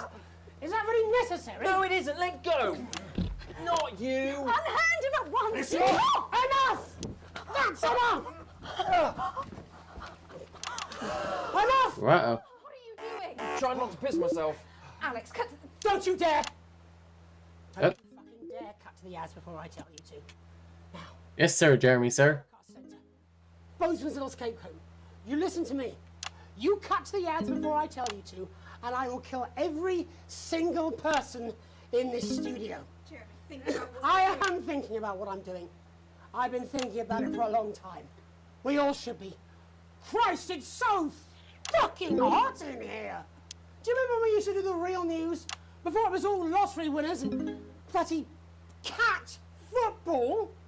We are on the brinks of a siege, the likes of which the world hasn't seen in hundreds of years. The enemy is at the gates, and I'm stuck here talking to these three fucking idiots. I think my hiccups have stopped.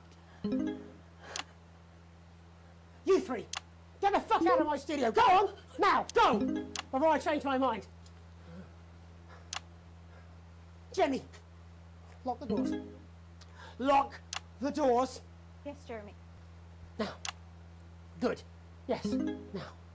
Right then. I like how all the heat stuff stops when you need to pay attention.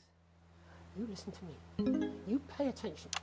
Now, I'm sure you've already loaded up exactly what you're going to play in the commercial, but today is going to be a little bit different. Yep. Look to your right. Yes, really. Look to your right. There's a VHS tape, and I want you to load it into one of the machines, and when I say so, and not before, you play it. You've got about 15 seconds, so I wouldn't waste any time. Now, all cameras. I assume you won't be playing that tape. This station does not negotiate with terrorists. I hope I've made myself clear. You seem to know what to do. Every single thing that So, he said, I assume you won't be playing that tape. for a bit of fucking balance. He didn't tell me not to play the tape. Alex, play the fucking tape. There we go. Now, I don't want to hurt any of you. If I see anything I don't like, I will not hesitate to start. You're going to get me in trouble with that. Let's hope you made the right call. Reset the system for the third segment. You've seen us I on imagine the ratings are going to be through the roof. You've heard them talk about us on the news. A+ somehow. We are the resistance. It's time you knew the truth. You know advance are lying to you. You know the elderly are not a burden. You know the rich were not all evil. You know the team membership card is an ID card, no matter what they try to tell you. But why should you trust us? Hi, sweeties. Organization. Jeremy has hijacked the news. Distorted voice. You've seen it so many times in the movies. I've got some hollow proofing in the oven right now. It's not a movie. Where are they? Here. Alan James. He was right. I used to try and shock people for a living, for entertainment. But now we live in a time. Oh, whatever. To be shocked. It's okay. Perhaps we need to wake up. It's okay. Advance are coming for our freedoms. They're coming for the fruits of our labors. Might have over kneaded the bread, I'm not sure. They will euthanize our parents and smiling throughout. They will turn our children against us if we voice our concerns. But you don't have to accept it. A great many people already won't. You can resist. You can disrupt. Find us. Talk with us. Join us. What now? It isn't hard. I don't know. We're everywhere.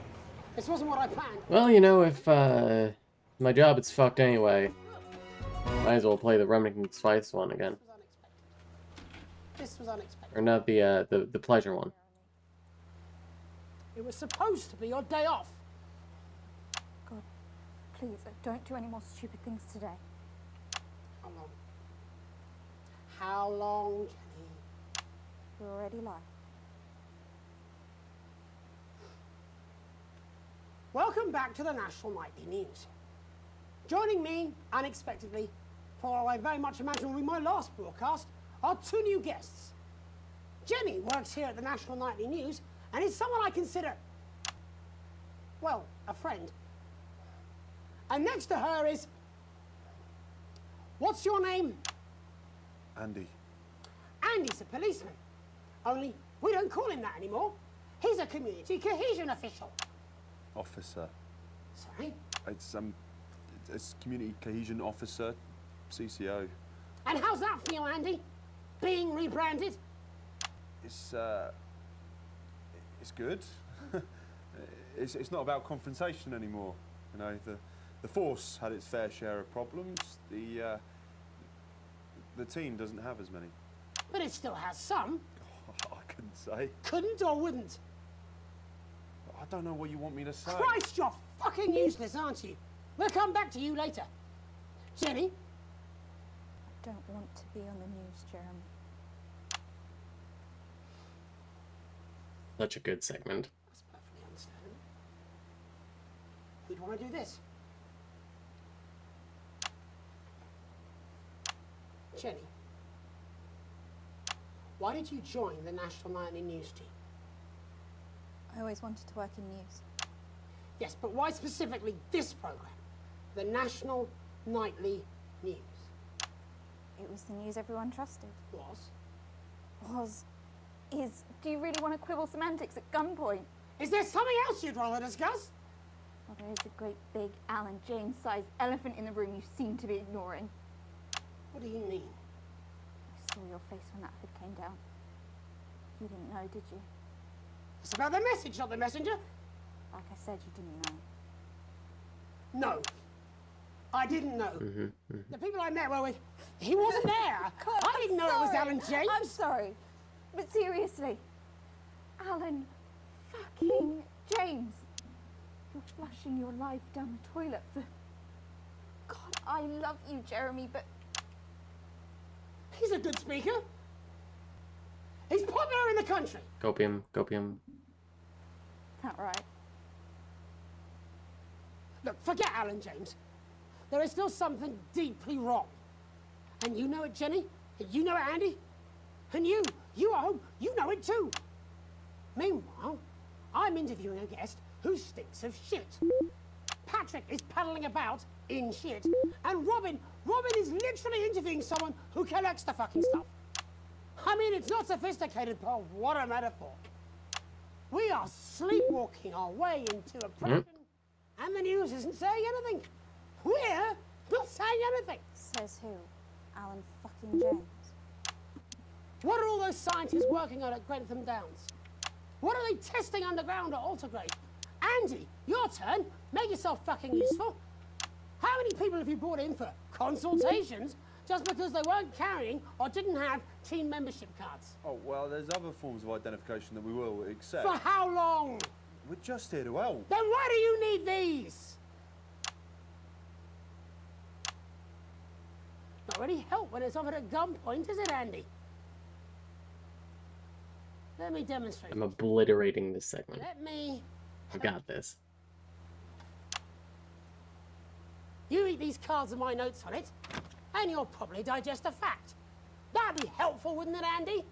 Knowing a fact? What? I don't understand. Do you want my help, Yes, Andy? yes, whatever you say, yes. Security are here, Jeremy. Eat it. What? Eat the fucking news, Andy, or I'll force it down your fucking throat. Jeremy, stop. Go on. Really? Eat it. Eat it, you fucking bully. Jeremy, stop. They will kill you. Please, don't make me watch that. Of course. You're right. Sorry. Sorry, everyone. You can put the card down now, Andy. You can go now. You too, Jenny. Fuck off over there. They're nearly done. All cameras on me.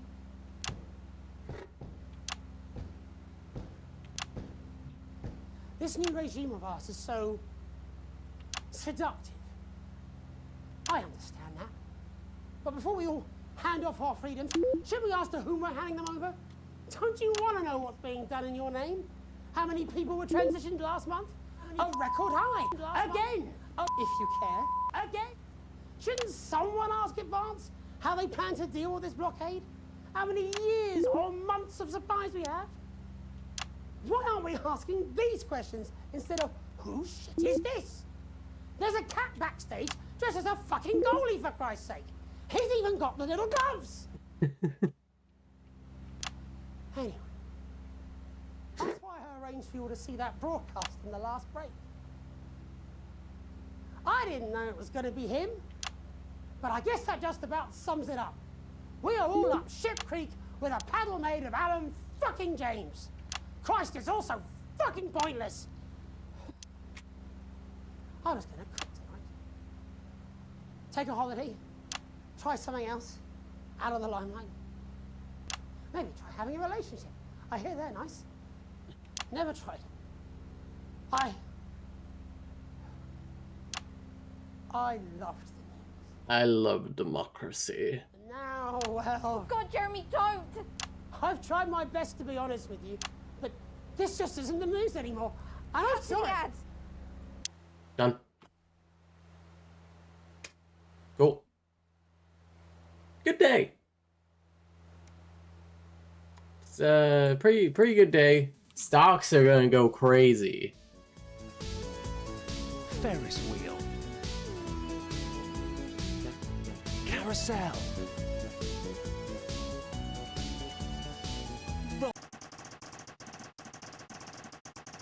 Yeah, if he doesn't do it, someone will do it for him. I think he only gets shot down if you don't play the tape. Yeah, that one bit really fucked it up. An interference-free show. Breathtakingly good at it, Pog.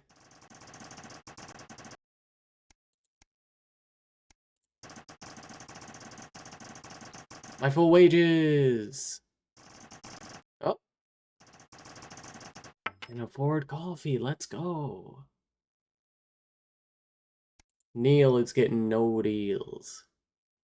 Advance down, disrupt up.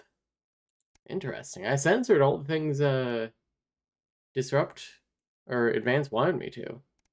Yeah, I want to see some of the rushes here. Reports?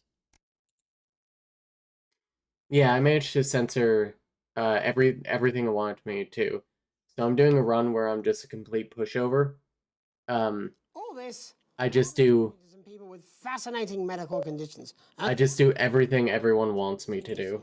Feline Football Championship and The second somebody tells me to do something, I do it. tonight's National Nightly News.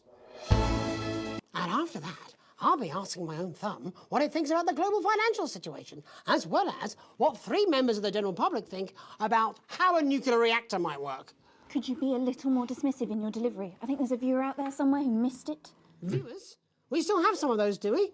Perhaps they're hoping to run into a fact. Jeremy, get it together. Don't give Bozeman any more ammunition. Oh, no, thank you. Coming back from the titles, quiet in the studio. Just mute everything. But first tonight, our team of correspondents has been dispatched to every corner of the country.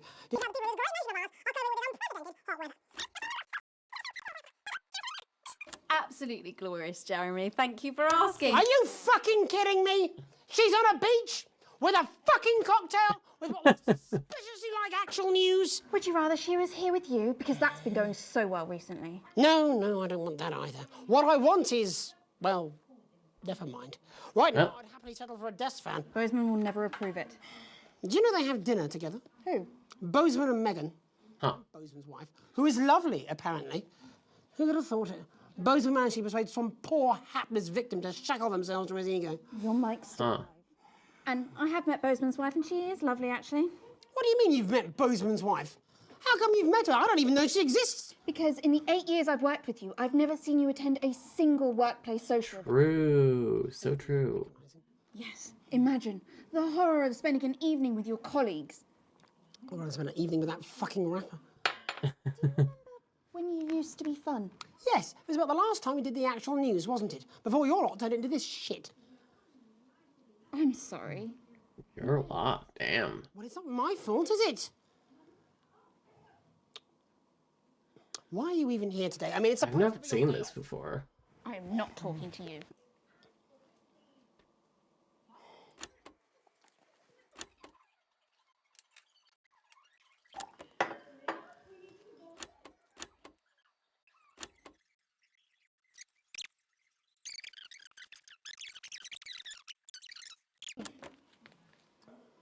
Jenny! Mm-hmm. Jenny! Can I get a refill, please? I know you can hear me. Don't you walk away from me. Jenny!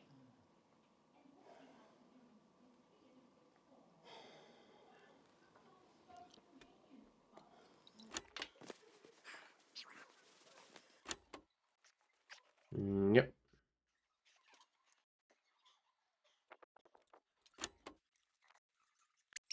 That's your job, but can I get a refill, please?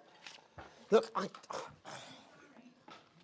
know it's not your job, and I don't want to come over entitled like a certain co-host of mine, but my throat is dry, and I have to be sat here until the inevitable clusterfuck of an interview that is this, Gary the shit collector, comes to an end. So if you wouldn't mind, please. Well, go on then. Thank you. Sheesh.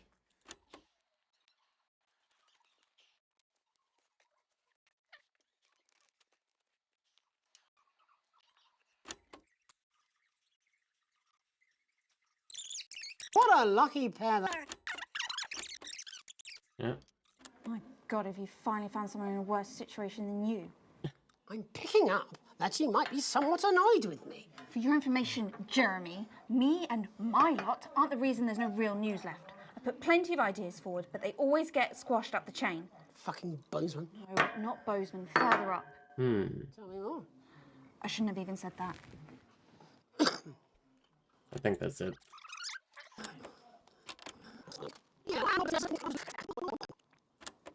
Well, Patrick, who's not looking presentable now, eh? Fucking arsehole.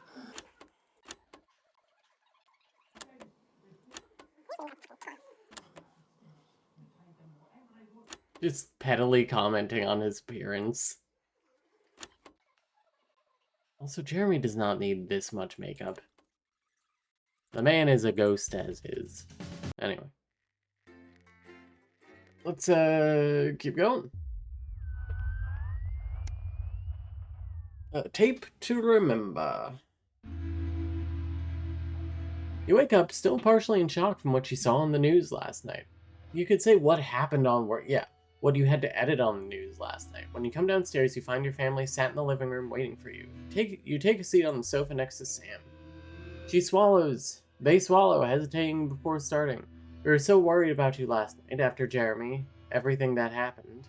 Sam shakes their head. I wonder what they'll do with him now. Are you okay? Lock him up, probably. Can't say I blame him. Blame them. Sam glances at Charlie, then back at you. We saw that you chose to play that tape. They paused before continuing, and I couldn't help but wonder why. It seemed like the right thing to do. What? That's not good enough. Disrupt are bad people. I can't believe you did that. Charlie's outburst seems to come out of nowhere, and no one in the room is prepared for it. Do you even think about how this stuff affects people? You're a fucking idiot. Sam tries to interject Charlie, but he's already slammed the door. Charlie was always a bit black and white about this sort of thing. For what it's worth, Alex, I think you were in an impossible situation and somehow you managed to make the right call. Sam throws their arms around you. Only you were stuck in that studio having to make that choice. No one can criticize what you did, and I'm proud of you. You've never been so grateful to have Sam support you. You take a deep breath and gather your thoughts. It's all a lot to take in. You're sure not sure you fully processed what happened last night, let alone what Charlie and Sam think of it. You sigh and absentmindedly turn on the TV. It's nice you've at least got some company. The TV is playing through some old Western show. Do Brits watch Westerns? Isn't that like such a distinctly American genre? But it's not quite as distracting as you'd hoped. You are never going to please everyone.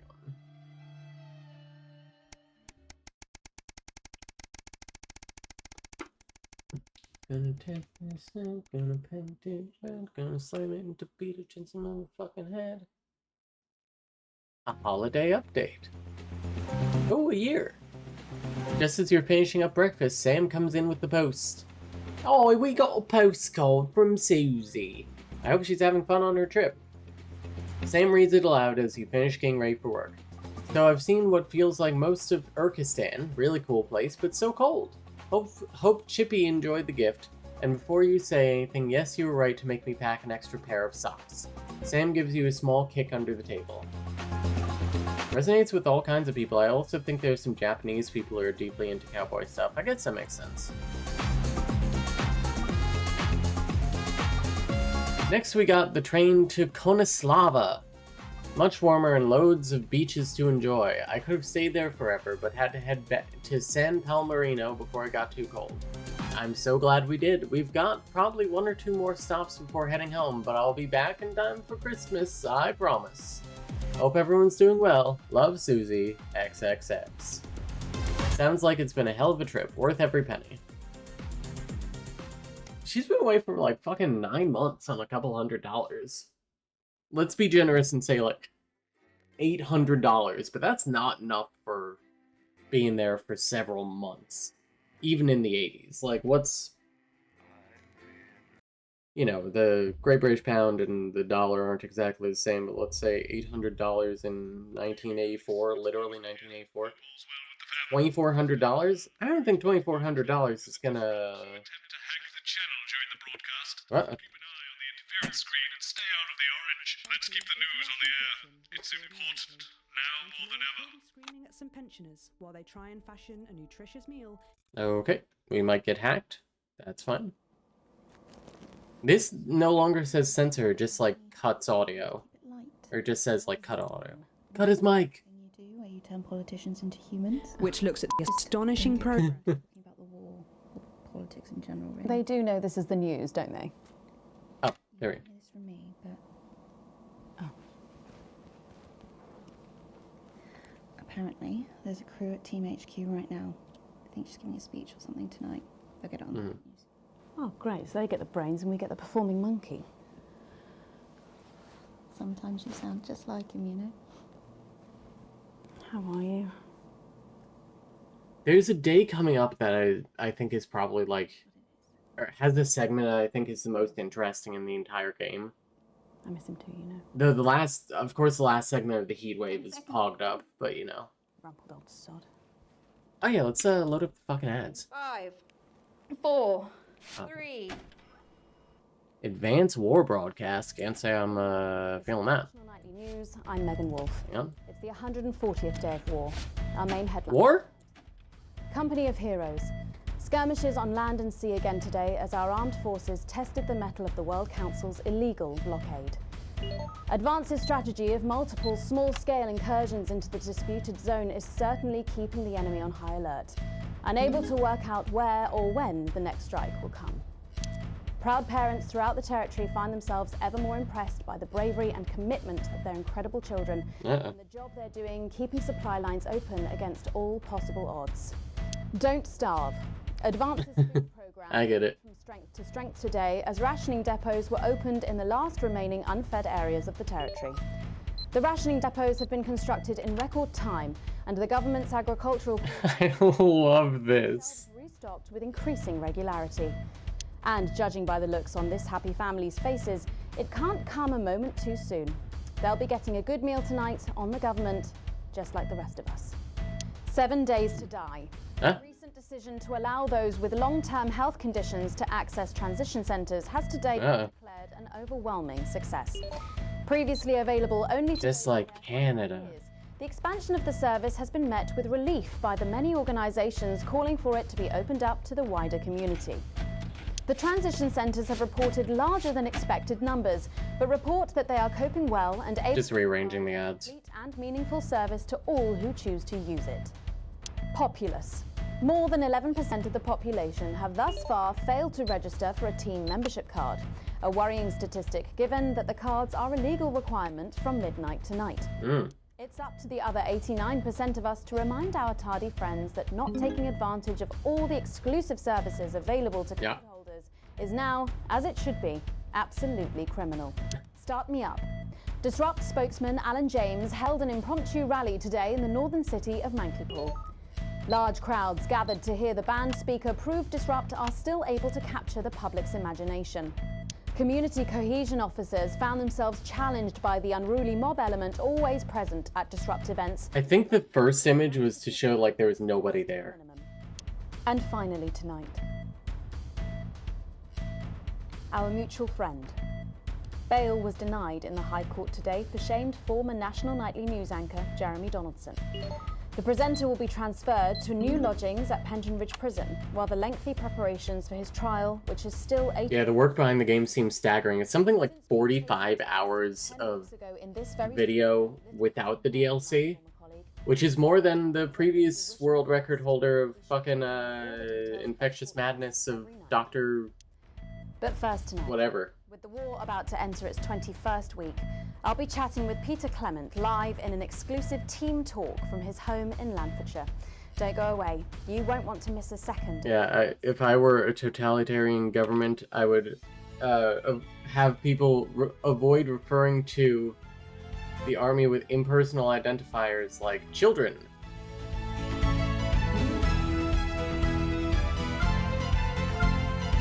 Like, I'm seeing so much shit that I haven't seen before in this game.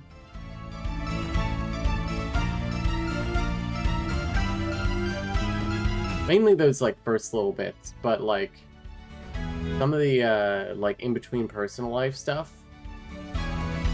Later in the programme, I'm thrilled to say I'll be chatting with mega pop star Lil C, who's going to be treating us to a world Wonder what he's saying. new single. And then after that, in part 3, we've got something new I promise you won't want to miss. But first tonight, let's check in with Prime Minister Peter Clement, who's coming to us through the magic of television all the way from his home in Lanfordshire. Are you receiving me, Prime Minister? Loud and clear, Miss Wolf. Loud and clear. Well, let's start with the obvious. What's that in your hand, Prime Minister? Milk? But yeah, it's true. 75 days without an alcoholic drink, and I've got to say, I'm beginning to feel the benefits. It certainly looks that way. Well, I made a promise to Mrs. C, and as my old man used to say... a promise is worth keeping? Was something like that, only with assholes. So, I've heard from my sources that you and the illustrious Mrs. C plan to take your winter break somewhere a little different this year. That's right. We're planning a walking holiday right here in the territories, which is different for us because, like you, Megan, I've always been a big fan of those warm foreign beaches. Did you make this decision because of the blockade, Prime Minister? Well, no, that's a good question. Well, as you know, while the blockade has effectively restricted the flow of goods into the country, we and our neighbours have continued to allow unimpeded travel for business leaders, ministers and such. So, although me and the missus could theoretically go to that gorgeous beach I just mentioned, it just doesn't smell much like team spirit to me. After all, as my old man used to say, when life gives you shite, make shite pie. It works just as well with lemons and lemonade. I suppose it does. Prime Minister, maintaining a healthy body like yours at a time of national crisis must... I was told to keep the interference free. What's your regime and how do you go about Oh, it? fuck. Well, the truth be told, it's all down to Claude, my infinitely patient personal trainer. He's a man with a plan. I'm just the prop. Use and mix of real video, like movie inside games gets rare since Tex Murphy didn't catch on that much, yeah. Back in the 50s. I feel like FMV games kind of had a comeback in like the late 2010s for a bit. Well, what you probably... This was kind of the last one, though. Bannon was a right tightwad. Paid the bare bloody minimum and still found every possible... No, Grand Bannon lore. Even further. I remember he once docked me a whole $5 for having an unacceptably smelly lunchbox type bastard. Anyway, what I'm saying is back then I ate a lot less than I am now, even under rationing. We all did. And let's face it, there are still plenty of people in this country who could afford to lose a little bit of weight. What are you implying? No, but seriously, Prime Minister, we know you're very busy, but one final question, if I may. Oh, well, go on then. When you get home from a long day, your head full of the territory's hopes and fears, what music do you listen to when you work out to take your mind off things? Well, I love how they've become like alive fluff pieces. Fuddy-duddy. But I'd be lying if I didn't say there's something about Little C that just demands one's attention.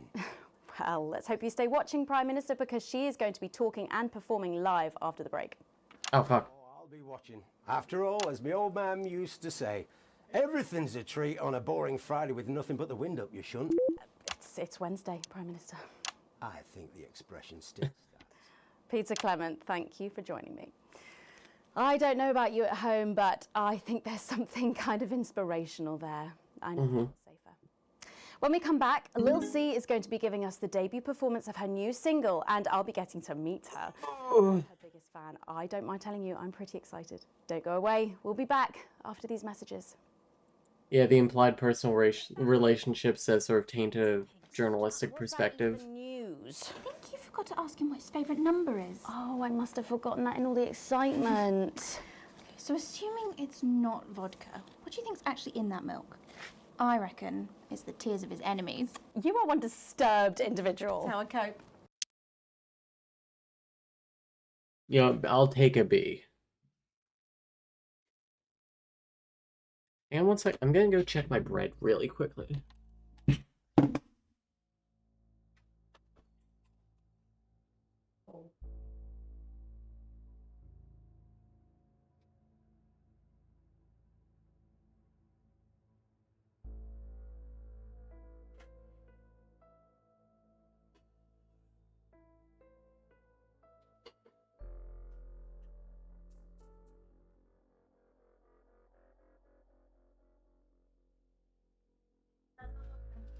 It's looking good. It's like 1.5 inside, maybe getting to 2. I'm gonna let it rise for a little bit longer because I may have overneeded it. If you're up when that starts boiling, can you just like take it off the stove and get it up? Yep. Thank you. Did you see the smell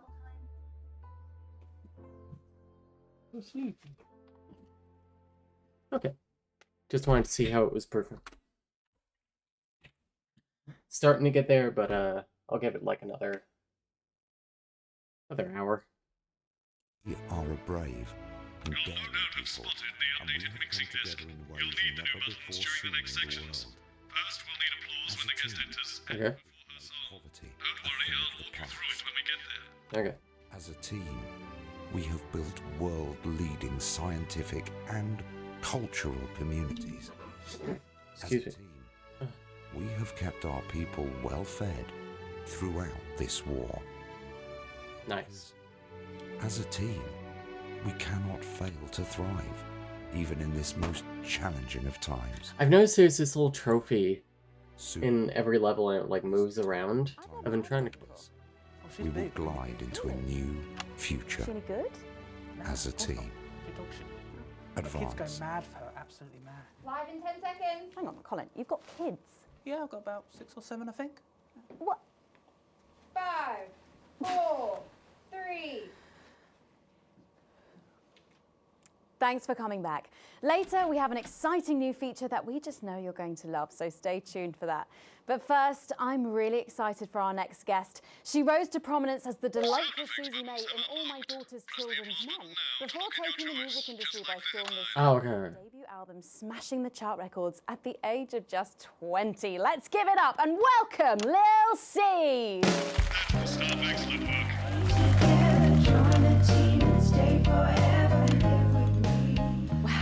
I forget if her song is good. You look incredible. Oh, thanks, babe. I'm doing this new regime and it really does work. What's the regime? We love a new regime. It basically involves bathing in like cabbage water and then having the leaves sucked out of you while you sleep. Wow, is that healthy? Oh, well, look at me, Meg. The leaves are my only nourishment. Yep, they certainly are. Now, you'll have to forgive me, but I'm somewhat of a super fan, so I'm sorry if I get a bit starstruck. Oh, bless you. I've never actually heard of you before, so if you do get a little tongue-tied, I can always carry the interview. Oh, that's good to know. So your first album, F My Face Together, it hit shelves this summer and it just exploded. I mean, what was that like for you? Bonkers, just so weird. I was in all the papers and the magazines. Bonkers is a good Overnight, word. I went from that like annoying little girl from that show to that like sexy little girl from that show. Wow, that must have been bizarre. Not really. It was just like any other morning. You know, get up at 5, go on a 4-mile run, have 3 meetings on my cabbage bath, but then only then was my dad actually talking to me. Oh, of course. I mean, the famed country singer, Billy Bob Jean Short. Ah, I see. I get it. There's nothing that strange about it, Megan. Okay, yes, he may believe that aliens told him to hate women, but there really isn't anything to prove that he's wrong. Uh-huh. So, this newfound explosion into your popularity, I mean, did that change your life? Well, I had to start wearing like nicer underwear, you know, for the paparazzi. But as my manager says, best to make the most of it before I'm 30. Is that right? So what's the album about? So I thought it was about like how pretty and great I am, but actually it's about monetizing youth, I think, or about like promoting an unrealistic standard of beauty or something. So true. Your manager again. Yeah, he says insecurity is an opportunity. Oh, do you think he'd be happy with you telling us all this? Telling you all what? It really doesn't matter what I say here. I'll do my dancing and then this part will all be forgotten about. Oh, well, yeah, I mean, we're going to see some of those famous dance moves very shortly because you're going to be performing your new single, aren't you? Yeah, it's from my album Put It In My A Together and it's out tomorrow. So soon, after the last one? Oh yeah, I've actually released 2 albums since lunchtime and a clothing line during this interview. See, this is called Cry for Help and it's going to be in all street and retailer shops and it's out now. So girlies, you know what to do. Scream and cry until somebody gets it for you. Ooh, there she goes. Blimey. All these projects, they're keeping you very busy, aren't they? It must be tough. Yeah, it can get tough and I hate it sometimes and I hate myself. I just want to like cry into a bath of root veg. But then I think thousands of girls would do anything to be me, so I must be quite lucky. Well, you know you don't have to do this though, don't you? Yeah, I do think that sometimes. Most nights between like my 4th vodka and the 8th time a stranger slaps me around the arse. I think things could have been different, you know, like better. But I don't know. I love doing autographs and having somebody dress me and tell me what to wear. Did you always want to do music? Well, ever since I was a little girl, I did. I'd sit in front of the radio, and as soon as my favourite... Yeah, she is very aware. ...called on my cassette, but then my dad would come in and tell me to turn... Oh, yeah, we like the new regime. We don't want a new regime yet. Sorry, is your dad your manager? Yeah, which can be tough. And sometimes when it gets really hard, he'll say, make Quagler proud and you might just survive childbirth. Well, you know what, despite anything, you'll make me proud. Oh, if only your opinion was as valuable as his. And on that problematic note, you're going to be singing your song for us soon, aren't you? Tell me about it, So it's called These Babies Gonna Bring You Home, and I actually got sent the lyrics in the car on the way up here. But you know what? It's Somebody brushed your mic. And don't worry, all my work is team approved. All right then, well, you can go and get ready for that. We'll see you in a little bit. It was... All right, who's ready for a musical number? ...type of pleasure to chat to her, and I just can't wait to hear this. Oh, so here is Lil C with an exclusive first performance of her new track, These Babies Gonna Bring You Home. Take it away. Ladies and gentlemen, it's the Force's favorite, the Queen of Teams, here to break in your blockades, Lil C. Oh, I kind of remember this one.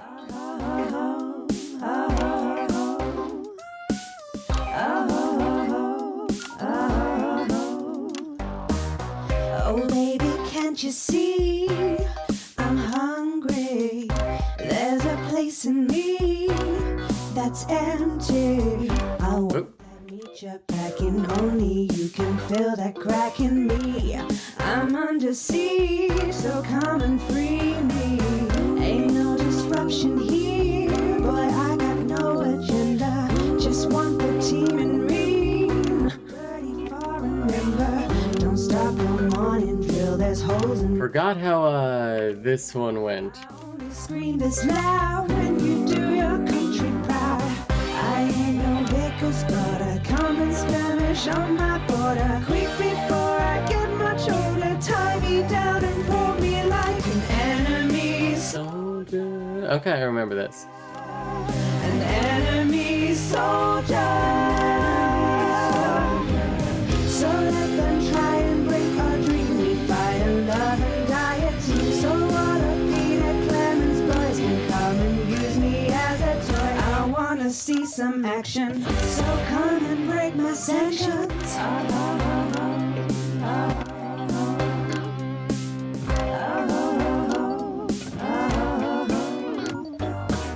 I've been this wild and free since my mom burdened me. She was only 53, but gave to save her family.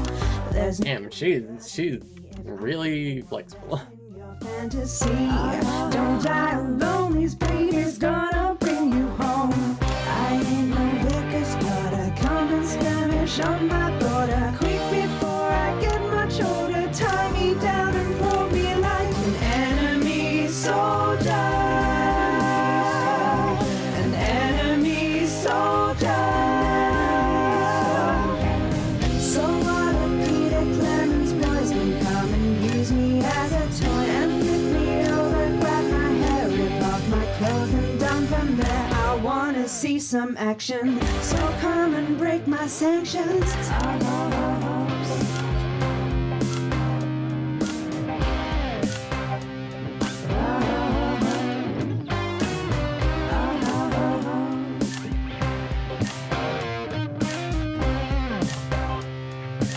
Do you think this was fun to film?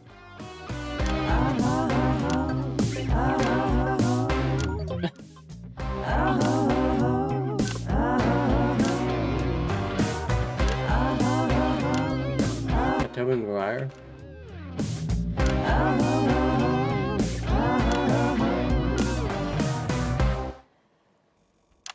Well, if that doesn't distract you from the world outside, I don't know what will. I'd like to thank Lil C for doing that. Don't go anywhere. After the break, we'll finally be revealing the new segment of our show that we just know you're going to love. We'll be back right after this. And we're out. Yeah, they're all getting into it. Hi, I'm Did you put it in the oven? Did you put it in the oven? Thank you so much. Welcome. I don't paying attention. Let me do is it really means a lot to me, around you know, your country has to be able to promote myself on such a mainstream platform like the news. Well, don't worry about it. And you know what? Good luck for the future. Take care of yourself. This industry can be crazy sometimes. Watch out for that father of yours. Oh, no. I manage myself. It's just, you know, for the public to have that certain respect. You know what it's like. Huh. Oh, right. And Michael? Michael? What about Billy Bob Jean Short's scene? Oh, my dad! From the club. Such a sweetheart. We both have the same agents, you know, like it just made sense. Both of us for our image together. And Michael, I want to see the revenue share for the clothing line and get me a G&T before my meeting with the lube guys. They say for your pressure, I'm going to stop needing it. Exists. And you'd be right. We've had our... Hey, A+.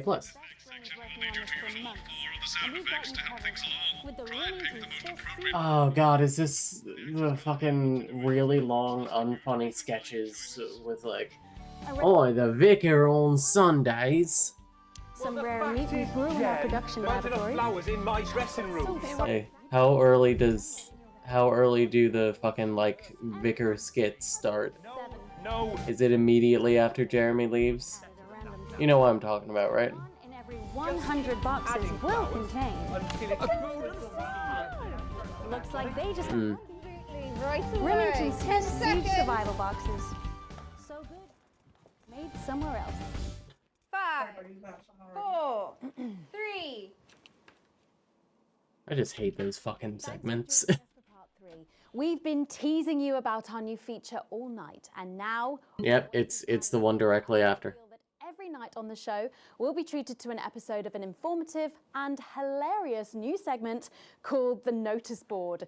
It stars some top talent and we're very excited about it. But before we see it, let's have a quick chat with the writer, director and phenomenon, may I say, Jeff Algebra, guys. Actually, I've dropped the algebra.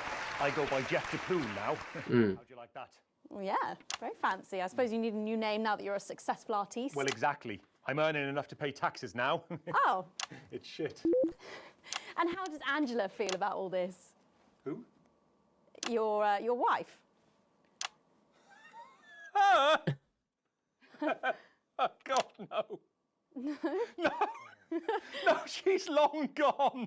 No, she was holding me back. I'm with Norm now. We were married last month. Ah, bisexual king, whoop. De Plume. Yeah. And why did you write this? What was your inspiration? Oh, well, I received a telephone call offering me 25 grand. Sheesh. Team sitcom, and I heard my father's voice. It said, Jeff, you listen here, boy. You make hay while the sun shines. You wring every penny you can get out of this.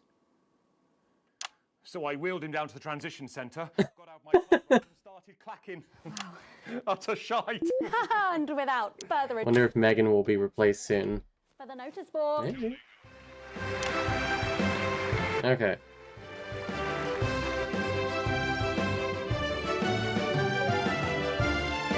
Excellent, you're a natural. Keep it up.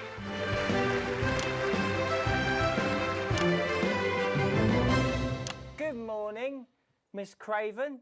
Oh, morning, Ray. Everything all right, Mrs. Craven?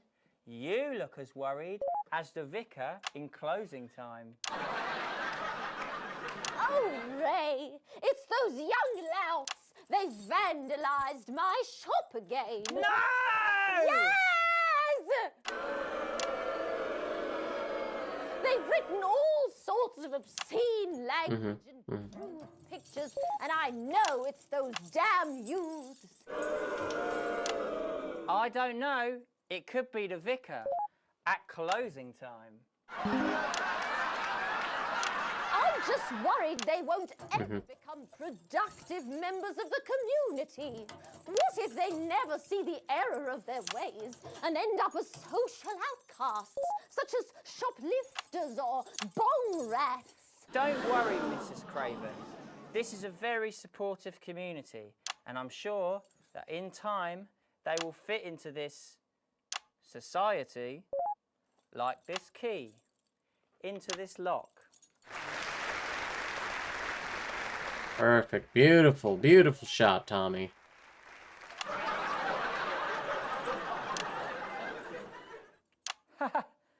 See? Works like a charm. What a lovely way to put it, Ray. And just like that, we can unlock their future. Yes, yes. Wow! Look at all the letters in my collection today. Oh, I think that one's addressed to me. What? This one? Oh, so you're right.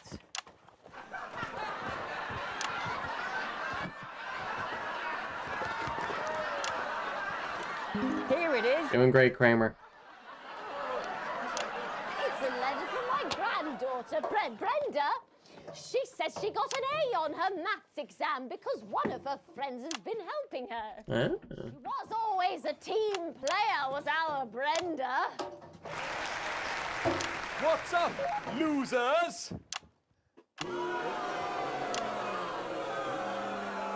Oh, no. It's Brad. He's the coolest guy in the village. That's right.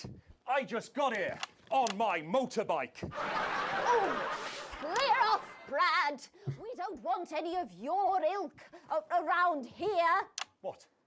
Rad dudes? No, ruffians. Have you come to tag the notice board with your gang signs? No way. I've actually come to pin my resume on that notice board. I'm looking to do some tutoring after school. What did you say? Tutoring? That's right. Oops. Maths is very important. Maths is very important. Not at all.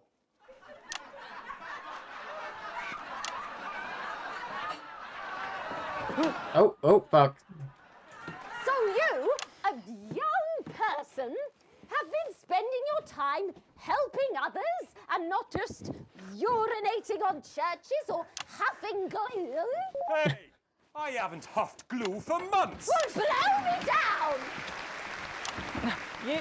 You know what? We misjudged you based on how young and cool you are and not on your actions. No doy. So It wasn't you who vandalized my shop last night or called me a rancid old crone from the back of a chopper? No way.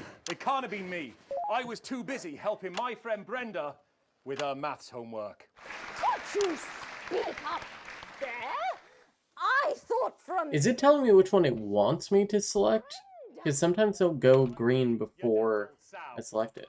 Did you hear that, Ray? Oh, yes, what a wonderful surprise. I now respect you as a man. Put her there, Ray. Oh, what the heck? Give us a hug. Uh-oh.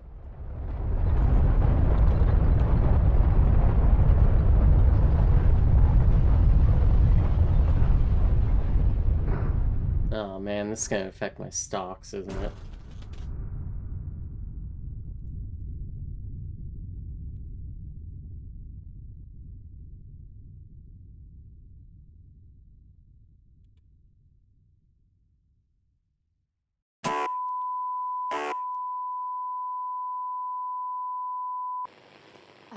Sorry to interrupt the first groundbreaking episode of the notice board, but we are receiving some breaking news. I'm being told we are picking up reports from across the continent of what appear to be, what appear to be nuclear explosions in 4 major foreign cities. Initial estimates put the death toll into, they put them into millions. I'm being told we're experiencing some power shortages as a result, so apologies for the interruption. It's not Alex's fault whatsoever. Now to team headquarters for an emergency broadcast from Prime Minister Julius Salisbury any moment. Yes, let's go to that now. Nope, millennial pause. Citizens and leaders of the world. Minutes ago, operatives working for Advance detonated nuclear explosives simultaneously in 4 major cities across the continent. We have similar devices in 58 other urban centers. And That seems, to detonate them. seems like too many. Are not met in full and without delay. The people of our territory will no longer tolerate your illegal and genocidal blockade. You are to remove it immediately. We will accept nothing less than your unconditional surrender. Yeah, they were quite planned. These will be taken under our control. We will instruct Very prepared. governments to ensure that your citizens become part of the new future. Your borders are now our borders. Your people are our people. They will finally be fed and clothed and educated and healed. Really tempted to know what Alan James is saying down there. Privileged few. The moment that they feared is now upon them. Allow me to be crystal clear. If you fire a single shot at our territory or harm a single one of our citizens, we will not hesitate to detonate further devices. You will not find them, though no doubt you are already searching for them. Our technology is decades ahead of you. I think she's bluffing. I think those 4 were all that existed. We will expect your complete acceptance of our terms by midnight tonight. Thank you.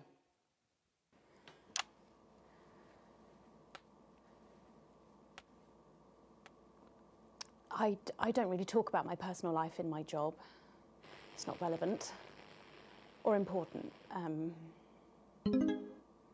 So many of you may be surprised to learn that I have a brother. His name is David. And right now I can't get his stupid face out of my head. He's a researcher and... Oh, by the way, remember where our daughter is? I don't know where he is right now. And I should imagine that there are many of you sitting at home tonight digesting this news, and you also have loved ones on the continent. In Urkistan, or Havia, or San Palmerino, or Konislava, which is where David was when I last spoke to him 3 days ago.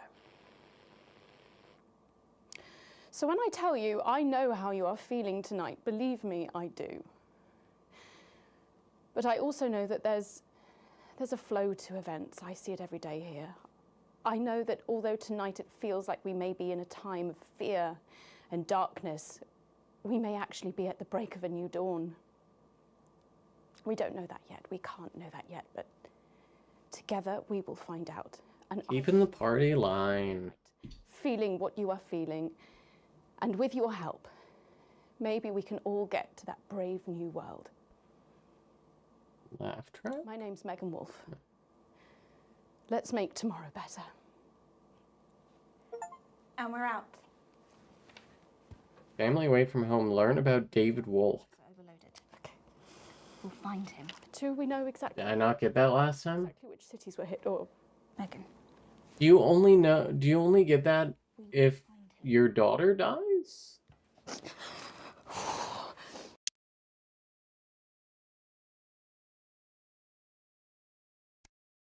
What are we talking about here? At the cheapest hangover, cause you can buckle like the saying is, hey, look now, this is the life. Just like the brochures say, you can cheat on your wife. It's a high-class ocean ride. You can afford it, and it's fun since someone died. Cut her mic! Cut her mic! If you could be me now, out on Oh no. every cracking with my butt burned raw. I've left the kids back home so I can really unwind on the cheapest cruise line I ever designed. All I can say This one feels maybe inappropriate at this point. here comes the meteor. It's the best ship. Oh yes, ma'am. We've never deceived ya, and the court says there's no scam. Thanks, Pleasure Corps. Due to the ongoing military blockade, some destinations may differ from those pictured in this advertisement, as the cruise now mainly takes place around Sudbury. B A+, A+. Woo! A small bonus! Oh? Not worrying every day.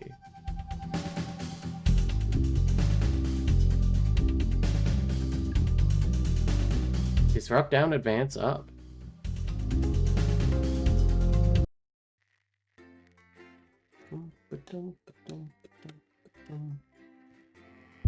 That was the end of, like, Act 2? Ugh. The rest of your shift passes in a blur, with the same words going round and round in your head. Operatives working for advanced detonated nuclear explosives. Initial estimates put the death toll into the millions. Did this really just happen? Well, that just happened. You pull into the driveway with no memory of the journey home. The light in the front room is on. Clearly someone else is still awake. The door creaks open into the living room, and you find Sam sitting on the sofa staring at the TV. The screen is off. They're clearly lost in thought. You take a seat beside them and put a reassuring hand on their shoulder. They don't look at you, but they do reach up to take your hand in theirs. Now you're closer, and you can see Sam's face more clearly. You see a look you've never seen before. Chris and Susie, they're both... I know, what do we do? Chris too? What the hell happened? No, our son is Charlie. Okay, that's Chris's the brother sibling. The bastards killed Chris and Susie and millions of others, all because of their fucking war, which we never asked for. Where there should be tears, there is only fire, pure raw fury. They're manic now. I hate them, Alex. I know you've always supported Advance, but after this, they're monsters. I need to know you understand that, and we're not going to help them anymore.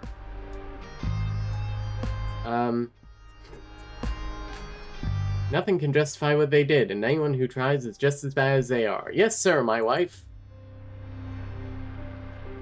Relief spreads over Sam's face like a wave, and they collapse against you, clutching tightly. Clearly, this was weighing heavily on them. You're not sure that you've even processed it all fully yet, but at least you'll get through it together.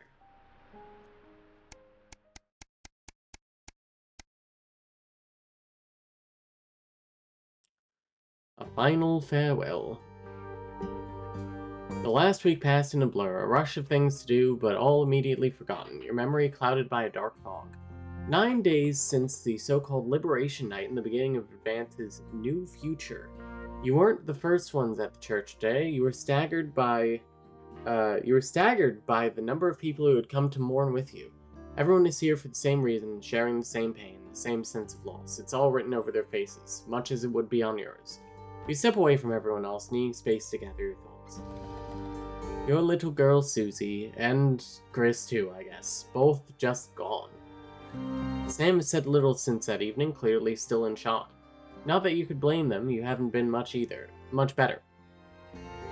Sam appears, silent, and squeezes your hand tightly, an act of desperation, seeking comfort, and you squeeze back. Some small piece of you can't help but wonder, are you partly to blame? These scars will not fade quickly.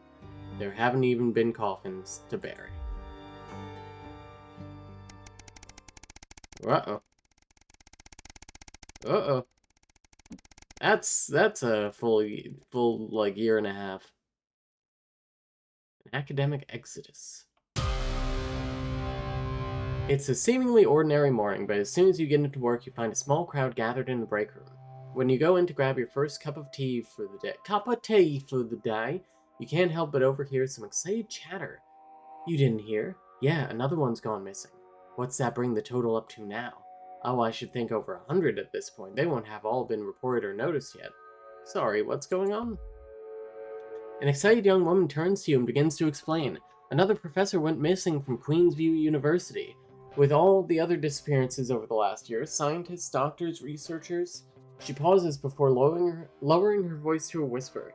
It's clearly Disrupt targeting people speaking out against them. I even heard Advance are struggling to prevent further... A deep, familiar voice from behind you interrupts. What exactly is going on in here? Silence overtakes the room as you all turn in unison towards the doorway. Bozeman clears his voice before continuing. I've told you before, I don't want to hear about these so-called disappearances.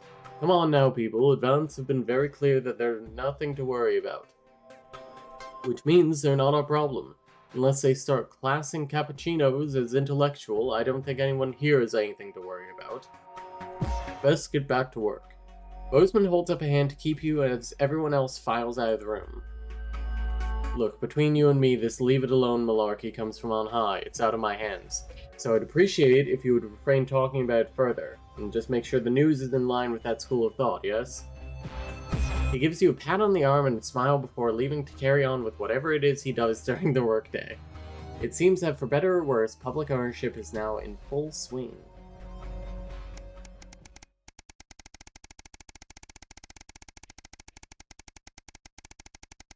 Well, that's like 4 months later. A career in the making. You drum your fingers on the steering wheel impatiently as you wait for Charlie, again. It's great he's enjoying the Cohesion Cadets and is so enthusiastic, but does he really need to stay behind every week to help? It's your Saturday evening too, after all. Finally, you see him exit the hall, a grin on his face. That is an American car. The driver's it's on the left side. You can't help but smile back. The frustration starting to fade as you see him so genuinely happy. After hugging his friends goodbye, Charlie heads over to a car and gets in, his face flush with excitement. So you're interrupted as he can't contain himself any longer. Guess what? What? You play along with a smile. So obviously the Cohesion Cadets is a starting point for becoming a CCO, and so we get a head start when applying for that. Charlie gushes.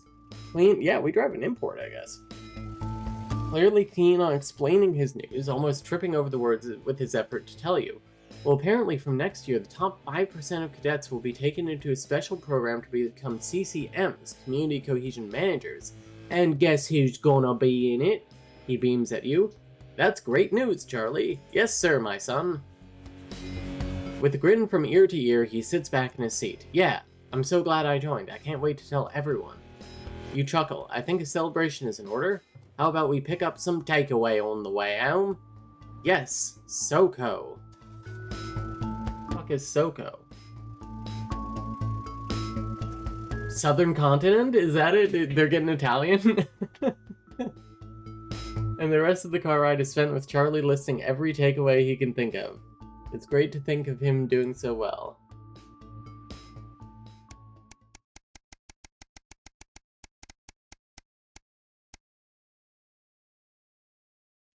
A spark to light the flames. Uh-oh. You're surprised to find Sam in bed next to you when you wake up. They must have gotten in very late last night from drinks with the folks from school. You decide to let them sleep in and enjoy a lazy Sunday morning. With the house quiet, you decide to bring some breakfast into the living room and watch TV while you eat. You don't do that normally? Am I the weirdo? This is breaking news. Reports are coming in from across the country that large swaths of farmland went up in flames last night as part of what authorities are calling a heinous and well-planned act of terrorism by the group known as Disrupt. You drop your spoon back into the porridge and turn up the volume. In addition to food stores, which government sources have said will put a strain on universal menu centers countrywide, a number of CCO and civic buildings were targeted in last night's attack. According to Prime Minister Julia Salisbury, specific prisons and re-education betterment facilities were raided, and a small selection of problematic and potentially dangerous individuals were forcibly extracted from lawful custody. You hold your breath waiting to hear if anyone got hurt. Yeah, I prefer to watch TV while I eat. What am I gonna... Well, first of all, we don't have a kitchen table here. We only have that... We only break that out for, like, Passover. Really? Where, you know, it's a whole ceremony. We gotta get the fucking Seder plate out, and we gotta get all the wine and things. It's a whole production, so you gotta have a table for that. But yeah, like, in my childhood, my mother, and originally my father before they got divorced, they had us, like, sit at the kitchen table and, like, do fucking, how was your day? Shit, you know? And we'd go okay, and they'd go just okay. Mads' parents do this, too. Too much. Too much. Yeah, you can't balance the Seder plate on your lap, of course. Exactly. You get it. Fortunately, the CCOs were well prepared for an event like this, and Disrupt appeared to be disorganized in comparison. While there were a limited number of fatalities, these were entirely compromised of Disrupt terrorists, with only 3 CCOs reported injured in the various conflicts across the country. A significant amount of Disrupt activists were arrested and incarcerated, waiting transfer to a betterment center. Uh-oh. More on this story as it develops. You go turn off the TV. You're interrupted by Charlie walking into the living room, bleary-eyed with a piece of toast.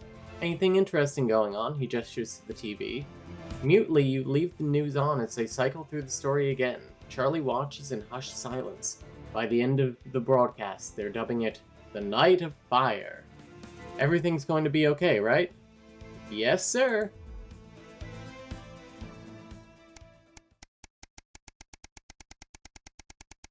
Hmm, 2 months?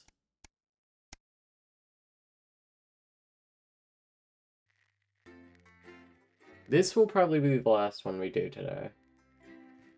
I think this is the one that I like a lot. The Uprising. Oh, okay. This happens during that. A year and a half since Liberation Night. Okay. Can you hear me? Alex? Hello? This is Alan James. Hi. The revolution starts tonight, Alex, and to be... we need your help. Yes, sir. You've never been that sympathetic to our cause, but since the bombs... Well, you've seen what happened. They have to be stopped, Alex. You know it in your heart, and tonight, well, it might be our very last chance. Play our tape at the second break. Yep. It's on your right. And please, when I hack in, let my message reach the people just once, just tonight. Okay. Before advance can't be stopped. So, Jesus, so what? how's it doing? How should I know? What, you have? Gotcha. He's a wanted criminal, Colin. So's my nan, but she never misses her birthday. Your grandmother's on the run, Colin. Yeah. Armed robbery, resisting arrest, double homicide of the same bloke. She's a right laugh. Maybe he was plural. I hope he's all right, though. No He's got this far, and your brother was fine. Going in 10 seconds, everybody.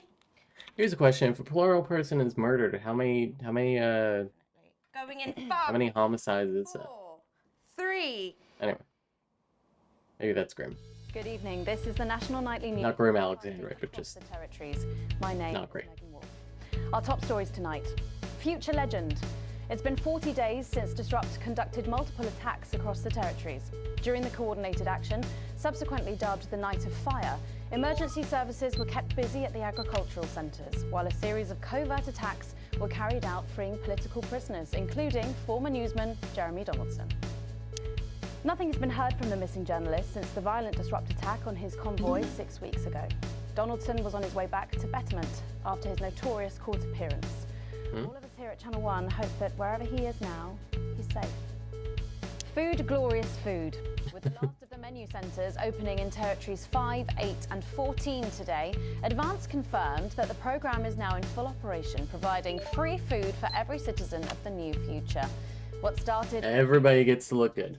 ...war has blossomed into a social contract that is the envy of the unawakened world. The 3 is really bugging me. Nutritious diet designed to keep all citizens at peak performance, the menu centres used locally sourced produce for that farm-to-plate experience, without the need for spreading manure in your tighty-whities.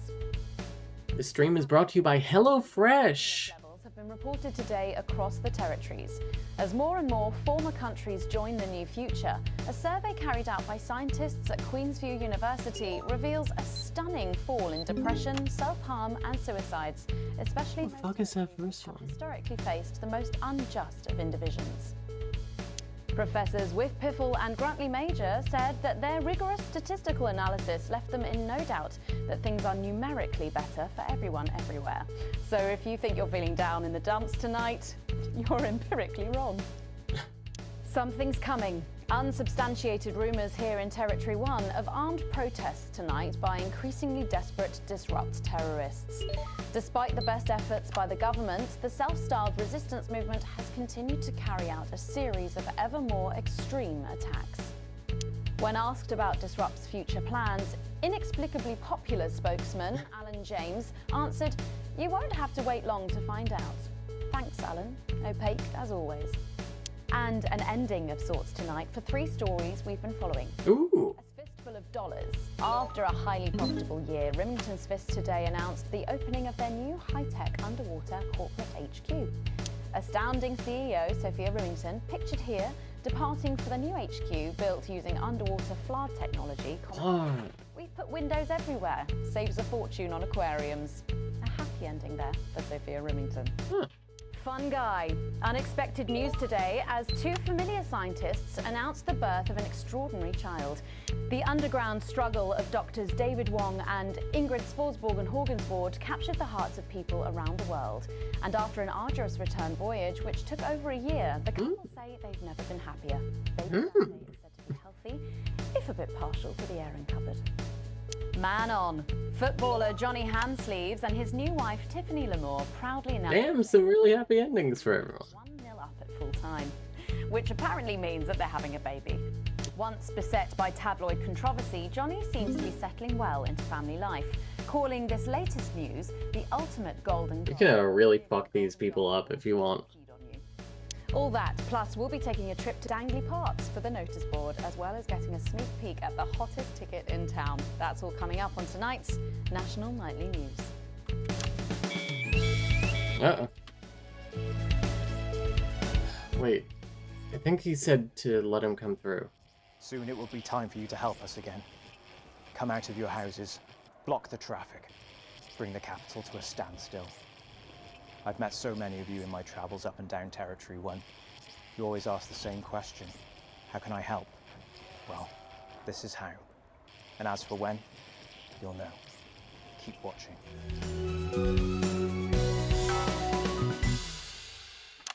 But first, 500 days after the loss of a fine leader and a great man, the start of tonight's programme is dedicated to remembering and celebrating the life of Peter Clement. 500 days? Is live from Parliament Park, where Julia Salisbury will be breaking... So he died and Salisbury was immediately like, drop the bombs.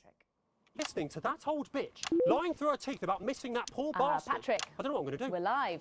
Because I'm not being funny. Things were better with Peter, weren't they? Patrick. They were, and I don't mind saying it. They were, because he held her back. But now there's no stopping her. Hello, Patrick, we're Of live. course, can't say that, can I, Francis? No, not with public ownership. No, with public ownership, you can't say anything these days. There. Now, she's lost it, mate. She's completely off the rocker. I heard from an aide that... Hello, Megan, you join me here live from the... Yeah. Oh. Seems like we've lost some signal there for a moment. Well, we will be going live to that groundbreaking ceremony just as soon as we can get Patrick back. Meanwhile, let me just say, I think the memorial gardens are going to be gorgeous. I've had a sneak peek at the designs and Alana Marsh has done a fabulous job. Oh, okay, all right, it seems like we have got the signal back. We can now go live to Patrick Bannon in Parliament Park. Thank you, Megan. I'm Patrick Bannon, and we are indeed live. He's looking good. Apologies for the technical difficulties there, but any moment now, Julia Salisbury will step out on stage behind me. Alex, Bozeman here. The boys in editing have just informed me that the eulogy footage isn't fully cut together yet. Oh, We're going to have to do it on the fly. For goodness sake, make sure you make it look good. Slowly gathering since this afternoon. This is Alan. You can undermine them here and help us win hearts and minds. Make him look bad. Make him look bad. Okay. Yes, sir. And it seems like the ceremony is getting underway. Here is Prime Minister Julia Salisbury, the picture of elegance, to begin her address. Good evening, fellow teammates and friends. 500 days ago, all of our lives changed irrevocably. Still reeling from the triumphs and tribulations of Liberation Night, another great loss befell the people of these newly united territories. The loss of a leader, a statesman, a dear friend, and a hero. Peter Gordon Clement. Peter's death at the age of just 62, of course, announced by the team on the 24th of December, just 6 weeks after Liberation Night. 6 weeks after. Okay. Family on a housing estate in Rotherham. Peter first trained as a carpenter before getting his start on television. First moving and building scenery, and then developing into the personality that we all knew and loved so much. Just the Job first hit our screens over 25 years ago, running for 11 series, winning multiple awards, and charming audiences up and down the country. Peter taught us, all of us, not to be content with the way things are, not to accept inequities, no matter how small. But he also taught us what it took to fight them. Courage, integrity, empathy, and hard, bloody graft. Across a career spanning 3 decades, Peter Clement was known for shows including Wake Up, It's Saturday, and much later, late night chat show PT, which at its peak drew millions of viewers. Peter was by no means a saint. Trust me, he once told me he had more regrets than he'd had stolen dinners. He always did have a knack for a turn of phrase. But it speaks to the strength of his character that he chose to share with us his mistakes alongside his achievements, his faults as well as his talents. Peter had the heart to give it all he had for the people of these united territories. Famous for his potty mouth, it's estimated conservatively that Peter Clement uttered over 1.5 million swear words during his career, though some sources put this figure well in excess of 2 million F-bombs alone. Gripped by illness as he was in the weeks and months leading up to Liberation Night, he wasn't the man we loved. But his eyes still twinkled with that familiar joy for life, that spark of wit and wisdom of a life lived. These are some good clips. Prime Minister Clement, of course, died from apparent liver failure after suffering from the long-term effects of alcohol abuse. I first met Peter nearly 20 years ago, moments before I was supposed to give a speech Not unlike this one, actually. Only I'd spilt coffee all down myself, and I was young, nervous, desperate to be liked, and from behind me I heard, "Christ, pet, you've either pissed your kecks or sprung a leak, but either way you got a problem." And before I could even say a word, he'd stripped off his dry trousers and insisted I took them. That was the sort of man that Peter Clement was. Kind, compassionate, sensitive, a brilliant thinker, a natural leader, but mostly a good man.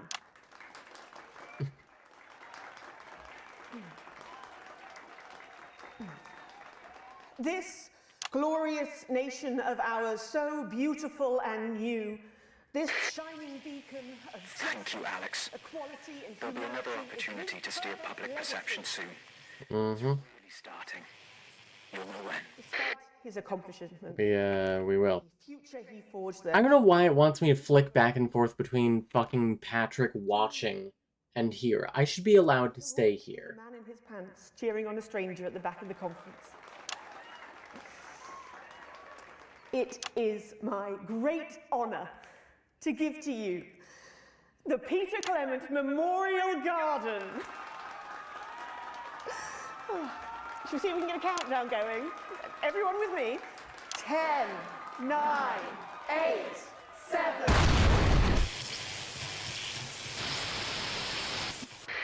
Oh, I fucking love this.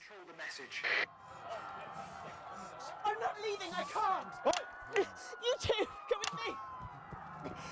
Don't panic! Help us here, we're gonna help you. You're hurting me? Well, stop resisting then. Stop resisting and we'll let you up. I'm not resisting! Ah! Fuck What are you doing? I'm not resisting!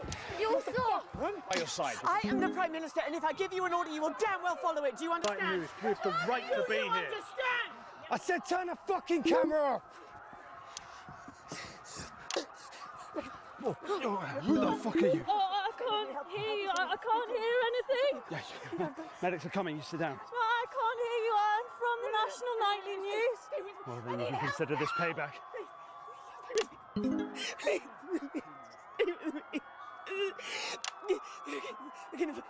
Julius Goldsbury! You were guilty! Target approaching Songbird. More than 10 people! Justice demands a response! Haven't you done enough? Look around you! Fucking This is what your precious freedom looks like, is it? Open fire! Rise up! Take to the streets, the time has come! Stop fires! Break windows! Draw them out! They can't stop us all! Resist! Distract! Lower your weapons! Location secure. Lower your weapons! Oh, it's Andy. Hi, Andy. What are you doing? Come on! Can't you see? I said, please turn that off. Shocking scenes. Is this not enough? You've just seen them execute unarmed civilians. People like you and me. Yeah, that's where public address is. Exactly. You get one camera angle. What will it take for you to get up and be a part of this? March on team headquarters, storm the building, demand elections, demand answers. Be what you were born to be, the once and future free. That means by now. Don't go away. We'll be back after this. Alex, I don't know what else to say. We need your help. I'm begging. Bro, I'm doing it. This is becoming a weekly event. No. After the Universal Menu Center's ad. This is the big one. Great. So there's a revolution happening outside and we're off to dangly fucking parts. That's journalism, apparently. Can we get set for the next sequence? A+, poggers.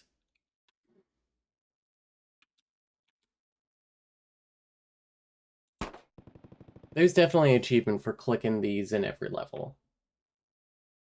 The Advanced Approved Book Club. Interesting. Menu Center. National Nightly News. Mr. Snugglehug smells.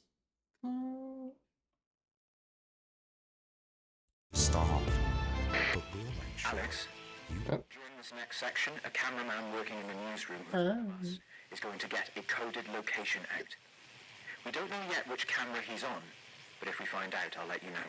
Yes, sir. Eyes out for the fist and try and keep it on the air for at least 5 seconds. Our operatives will do the rest. Absolutely free. Megan, this is Isn't your new that makeup how artist, you've always Craig. wanted food to be? No. Universal. 10 seconds, everybody. Sorry, Craig. It's a no. Suck it, Craig. We are going in 5, 4, 3. Welcome back to the National Nightly News with me, Megan Wolfe. Very shortly, we'll be heading on over to the final episode of what has quickly become a hugely Oh, thank God. feature, the notice board. But before we do, let's chat with Philippa Radin. Tell me, why do you think the public love the notice board so much? It's real. There, I said it. It connects with people. You know, people look at us and they say, those are real people struggling with real problems. That's a really interesting point. Yeah, I mean, I was saying to my PA secretary as I got out the limo, I was saying, it's good for people to see normal, authentic people like them on TV. People like you. Yeah, precisely. Right. Unfortunately, then I was interrupted by some dreadful wretch who wanted an autograph, but kicking from security soon put him back in line. Yes, well, I think it's really good that our screens are filled with such relatable stories. So the notice board is coming to an end after a sensational time at the top. What do you think has made this show so successful? Oh, it's a combination of so many things.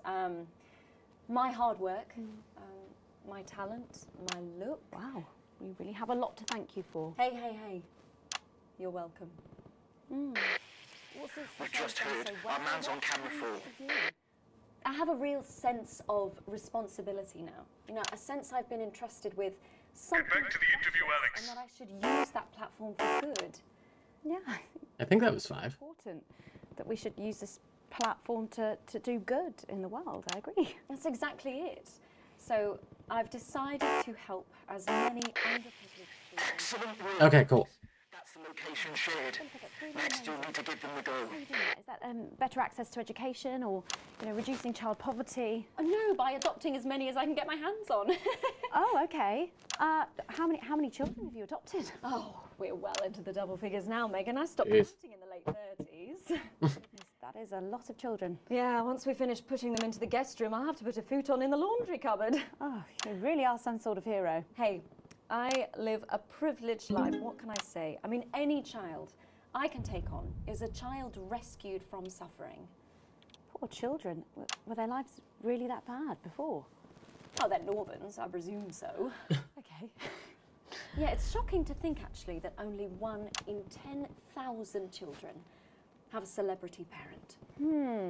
I'd never thought of it that way before. And I'm doing everything I can to fix those numbers. What do you think it is about your life that's so desirable, then?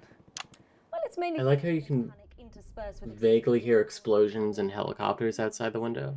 trade. Now that I can relate to. Right, you better go off and get ready. That was Philippa Radin sharing some thoughts about her lifestyle. I think it's really important to stay grounded and keep everything in perspective. Clearly, not everyone else agrees, but that's enough for me. Let's go now over to Dangly Parts for the final ever episode of the notice board.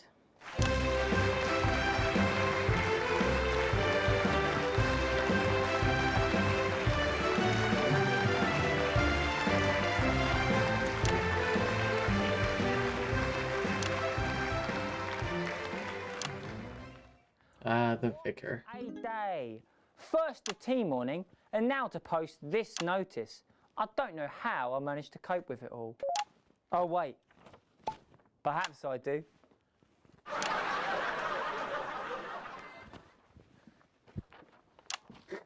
Excuse me. Oh!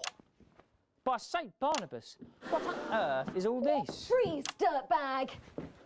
Oh, Laura, it's you. I thought for a moment you were a knife-wielding mugger or stabber. No, I'm afraid not. It's just me, a community cohesion officer, responsible for keeping crime at record lows. Of course. Keep forgetting that thanks to you and your colleagues, violence on our streets is a thing of the past. What's all this, Vicar? I know, it's a disgrace. Somebody has defaced. I'm not going to lie, Alex. It's a hard fight. But we've got the location out, and now we need you to give our people the go code. For the next 3 sound effects, 3 boos in a row. Okay. It looks heavy. They don't call me the Right Reverend. Ripped for no reason. Yes!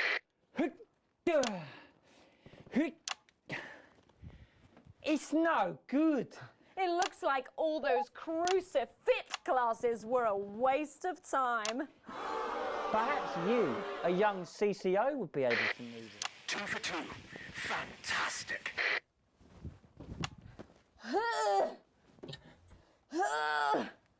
Great job, everyone. Looks like all those lifting classes were a waste of time. It's too heavy, even for me. There we go. You did it, Alex. We're good to go. Strong enough to lift this. Did someone call for the best firefighter in town? Hi! Oh, that's the shot. Captain Evans, you're so much stronger than us. Especially me, the weak old man. It's the least I could do for my community.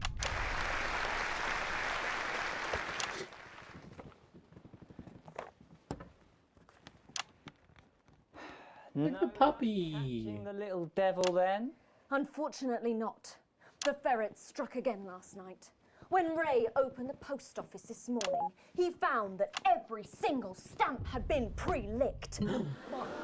God! Some people have no decency. Sadly, if we don't catch him before tomorrow, we may have to cancel the village fete. Don't worry, we won't let that happen. Will we, Vicar? No, no, no. Laura, tell me, why do they call him the ferret? Some say it's because of his sneaky nature. But really it's because whenever he strikes, he always leaves behind the foul stench of urine. Never fear, officer. We'll catch this pissy nuisance and save the village. Why did they write that in? Not Captain Danger Evans. If I'm gonna have to censor it, why'd you write it into the script? But they simply don't have the smarts to solve this mystery. But I know someone who does. Someone who's about to blow this thing wide open. Me! Blackout! Oh.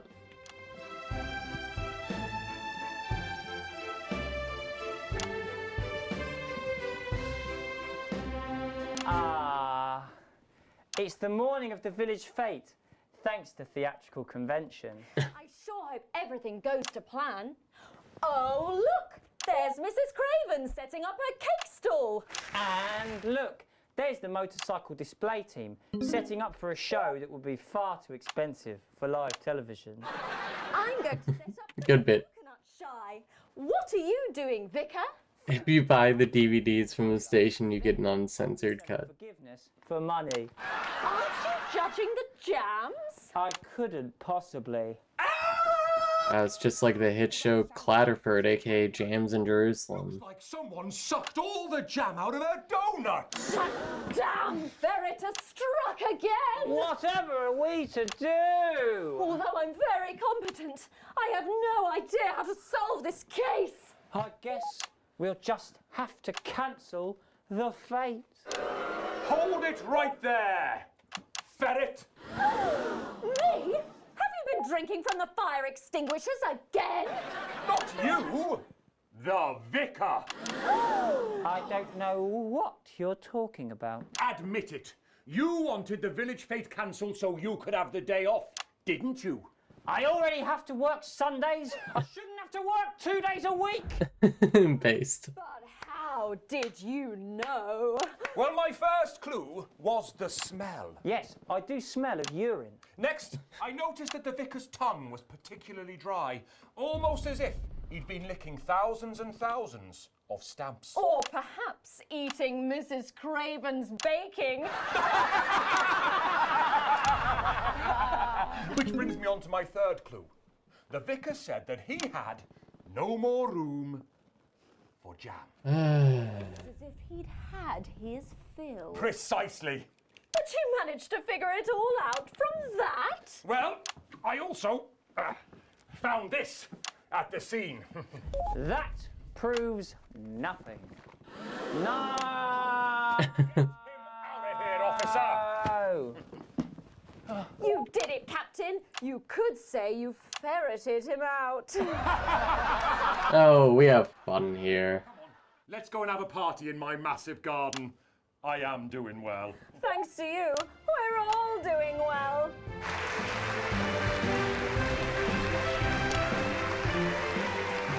Well, that was it, the final ever Thank God. episode of the notice board, and what a way to end it. Thank you as always to Jeff, Philippa and Tommy. After the break, we'll be both dancing and learning, so don't change that channel. We'll be right back. That's the ads. Well done, everybody. Wow! What a brilliant run, eh? After party at my... What advert is this, Alex? I don't remember passing it for broadcast. I think you made a mistake there. Oh, hey. And commentator. Hi, Kitty. Me on the news talking about Advance. Like 2 years ago. How progressive their policies are. Well, I was wrong. 3 years ago? And I'm here tonight to say I'm D? One last push, Alex. How about D's nuts? One of the guests in the last section is working with us. You'll be asked to censor on our behalf. If you do it right, the final orders will be given. You'll get 3 chances. Get at least 2 of them right, and we're gonna win this thing. It's happening, Alex. Thanks, now I have a new TV show to watch. I don't recommend that one. It is not good. over the years. Though it does have a plural character. That one's going in the video. I didn't think about the damage they would The broadcast is good. We are currently helping a revolution because a man on a walkie-talkie here told me to. Yeah, we're Alex in this. Isn't that fun? I didn't understand that rather than tearing down the wealth creators, I should ejected. have been helping everyone else to take a seat at their table. Under Advance, the country is poorer. It is poorer in ambition. It is poorer in aspiration. We are infantilized by Advance's naive policies. Policies born from absurd, redistributive fantasies.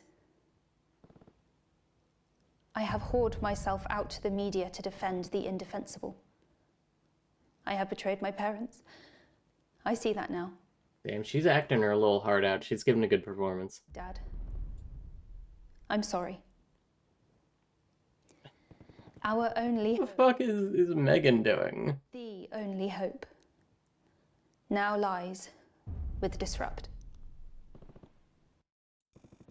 In tears. Ugh. Going in 5, 4, 3. Welcome back to the National Nightly News. Later in this segment, we're hoping to be able to go back to Patrick Bannon at the scene of tonight's shocking disruption. Oh, Evergreens. I don't know if you remember this from last time we watched this, but we cut to one of the reporters and Speaking with the cast in a moment, but first, he was like, he was talking shit about the government, like, live on camera. And I remember this, okay. He was talking shit about the government, and, Doctor? Yes. there was like a cut, and he just got replaced by a completely different person who's like, yes, I'm Patrick Bannon. Me, this woman, I'm Patrick Bannon. Paid and fulfilling. I have a husband, John. He's due home soon, won't be long. And I have to tell him something that is absolutely chilling. We share coffee in the morning, and we make love every day. We take time alone together to talk and laugh and play. We prioritize our needs. We do charitable deeds. But the flowers of a happy life are now beset by weeds. I'm home. Oh, darling John. Oh, dearest John. There's something very wrong. I've just had a conversation with our Dr. David Wong, so please be seated. This news will make you feel defeated. The scans revealed a lump. You poor unlucky chump. Is it cancer? Worse, oh, John. We're having a baby. this be? Oh, woe is me. Why has this happened to me? I always wear 2 condoms for the maximum of Safety in our time. We built a peaceful habitat. Now our lives are fucked. We're having a baby. Why would you write that? Now you can't have any wine at the club. And there won't be any time for foot rubs. Now your hair will stink of weed. And you'll start Yeah, she's pulling TV star tantrums, Megan. Territory 3. No more waking up at 10:30. In fact, you're never going to get a good night's sleep again. No more snap decisions to go on to a club. You'll be lucky if you even make it out to the pub. Why can't we be more like our gay and lesbian chums? The only So true. to deal with comes from personal bums. Now when I take a sick day at home, The parasite won't leave you alone. how he's wrong. We're our top priority.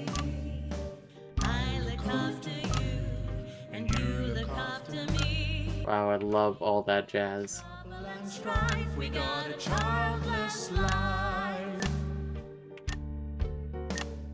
No one wails and no one walls. No one draws things on the walls. A happy husband, A wonderful wife. we got a childless life. We're Having a baby. We're having a baby. Someone's got some jams. Daily. We're having a Baby. No more weekends by the coast. Now your kid is uppermost. It's more than a passing craze to have childless days. We're having a baby. Food and drink thrown everywhere. Death trap toys at the top of the stairs. Every parent prays to have childless days. Ooh, the counterpoint. No more stars and no more we're having a baby. 18 years on bills at least. Time for a whole new phase. These We're having a childless baby. days.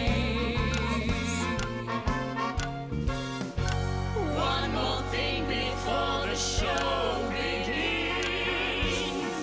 Have you considered that you might be having twins?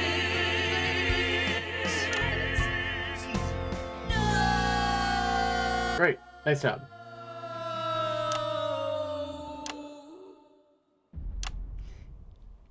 Okay. Amazing. The Novaries there, treating us to their opening. Yeah, they're euthanizing the elderly and don't want people to have kids. Surely this will be healthy for society. Yeah, the environmental fascism. This year. Right then, come on, you got. Come on down. Let's go. Don't be shy. Hello. Hi, Megan. Hi. It's an honour to be here. Oh, really? Are you fans of the show? Yeah, it used to be. Well, listen, let's get stuck in. Your amazing musical. Now, I mean, not only do you perform this show every single night, With matinees on Wednesday and Saturday. right? But you're also the show's creators. Am I right? Well, everyone contributed their ideas, and then some of us went away and did the actual work on the script. But no, it's very much a team effort. Oh, that's fantastic. How rude of me. I've not introduced any of you. I'll be the one being replaced next. Let's go down the line, shall we? Hi, I'm Jack. Jim Blunt, pleasure to be here. Jennifer Boreham Woodley. Hello, I'm John Sapley. Used to be in the business professionally. My name's Jill, with a J.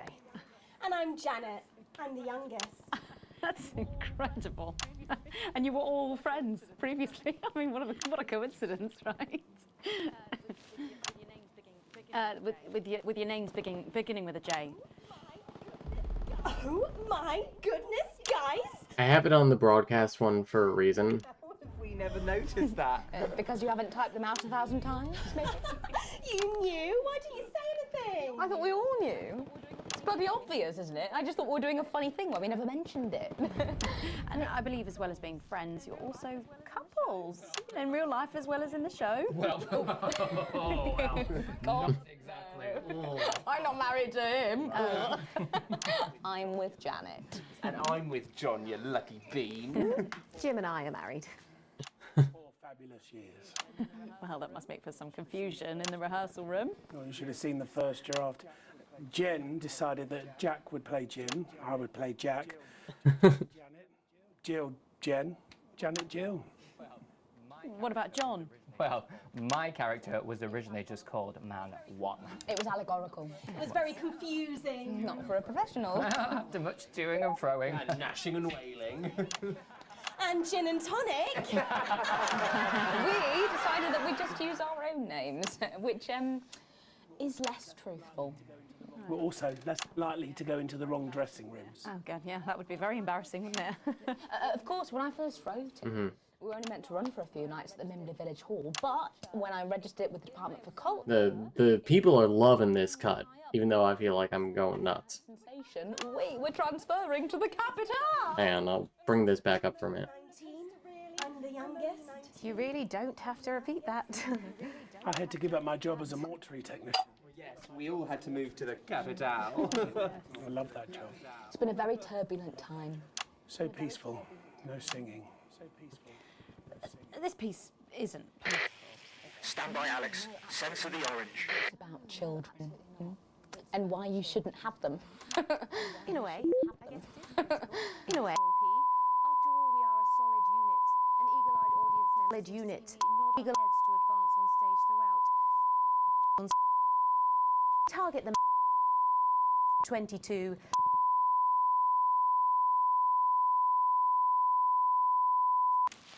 Terrible problem. Having children. So I think when you censor it, it ends up saying like target unit 22 or something. But eagle-eyed couples, Oh fuck. little parasites, advance on their lives, and there's no time to play the guitar, get through a book, or watch a movie. They're exhausted, passed out on the couch by 20 to 9, for God's sake. You're very chatty tonight, dear. Usually I'm the chatty one. Because You're the youngest, we know. It's not a badge of honour, Janet. Janet, please, Jennifer. Oh, well said, John. Thanks, Janet. Got you back. So could you just tell us what is the play about? What happens in it? Well, go ahead. It's a tragedy, obviously. Jennifer, myself, and John have their child, and then the story charts the downfall of their hopes and dreams. And there's lots of singing. And dancing. A lot. My character works at a menu centre for a distribution unit. Eagle-eyed, she sees her friend's rapid advance to a pit of despair. Becoming a target for children's TV advertising at the age of 22, she decides to take drastic action. I can't really say more, though. I probably said too much already. Yes. Let's not spoil the second act for anyone who might... Nope. Maybe. Which should be all of you. For too long, we've been told that a life without children is somehow incomplete, that children are a blessing. What is Jenny talking about there? They're not. Besides, there's already loads of bastards running around all over the place. So. We just want people to have the option of a happy, child-free life without stigma. Where is he going? When I was 14, before I had come out, I had an experience with a girl called Julia Jacobs. It was an experiment, I guess, you know, a chance to dip my toes into the... Fascinating. Well, thank you all so much for coming in tonight. I really hope you keep them dancing in the aisles for many performances to come. The Nova is there. And I am pleased to say we can now go back to Patrick Bannon to get the latest from the scene of tonight's horrific events. Patrick, are you okay? Thank you, Megan. This is Patrick Bannon reporting from the scene of tonight's devastating and symbolic attack tonight this evening. An attack which I myself have found myself caught up in. I'm still a little dazed and a little deaf, Megan. So I hope you'll forgive me if I seem that... I gotta say, Patrick Bannon got a lot cuter in the past hour. You're still here, the Prime Minister. I couldn't leave, not when there were people that needed help. Any team player would have done the same. I don't deserve praise for being human. Yes, no accolades here. Or Palisades. Or lemonade. So true. So, is the situation... Now, are we safe? Yes. The security services perform their duties without hesitation, and I would like to assure the public that although there have been some injuries, there were no civilian deaths here this evening. Oh, that's good news. Uh-huh. Sorry, did you say no deaths? That's right. No civilian deaths. Just the 4 disrupt terrorists curtailed by law enforcement, who were, as always, so cohesive. Uh-oh. If I may, I have a message for your viewers. Of course, the camera, there's the speak there, on the camera there. Stay at home tonight. Do not become another casualty of war. Disrupt have had their moment, but as the dear departed Peter Clements once famously said, it ends today. Thank you, Prime Minister, for those strong words of strength. Back to the studio. Megan, now in the studio with Megan Wolf now. Patrick Bannon there, bravely reporting from the front line of tonight's horrifying bombing. Maybe you need to get checked out, Patrick. What's Julia doing to Patrick? Tonight's National Nightly News, but before we go, tonight's National Nightly News. Victory is in sight, my friends. You have mobilized. Throughout the program tonight, we've been receiving reports of disrupt activities. From our agents at the television networks risking arrest and getting those words to you, to the many hundreds and thousands gathering to invade team headquarters. As I speak, we are turning the tide, and it is time for change. Tonight we topple their regime, and we also silence their mouthpiece, Channel 1.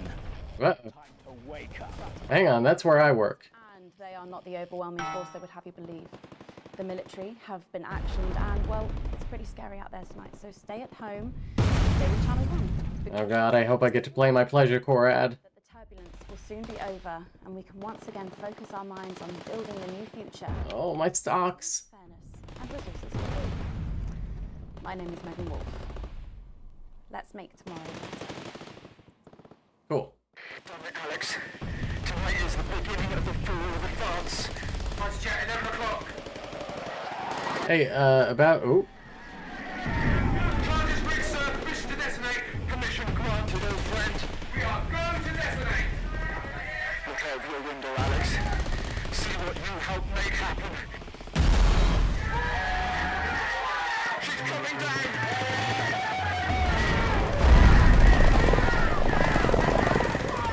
Hey, man, I work here.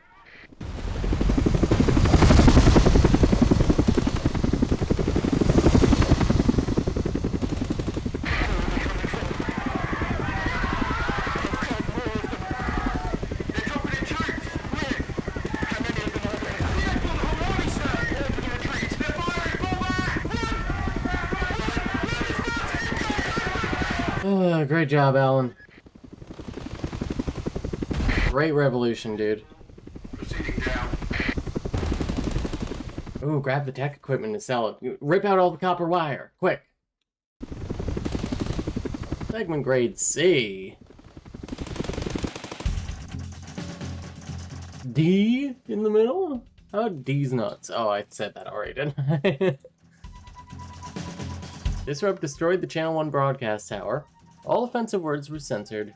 An interference-free show. An exceedingly poor edit. Advance happy with the broadcast. Disrupt interfered with the show. Disrupt ruined the broadcast. Okay, good job, everyone. Michael wages.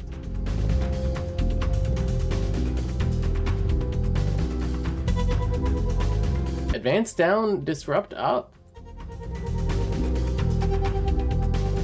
What a...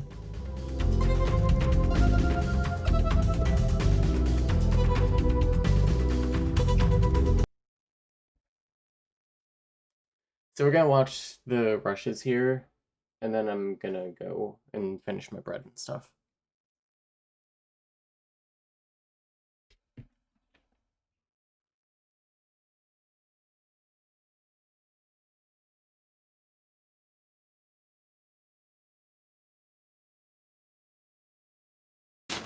Please, Sarah, anything. Sorry, Mum, I'm really not supposed to say. Are we safe? Hi, I'm Maddie.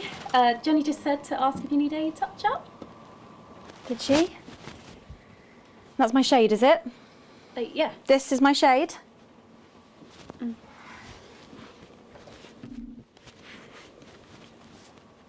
saw this.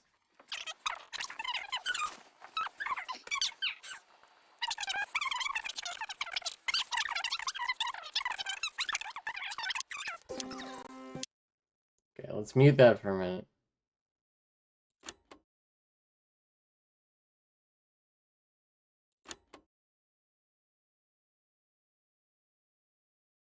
Yep.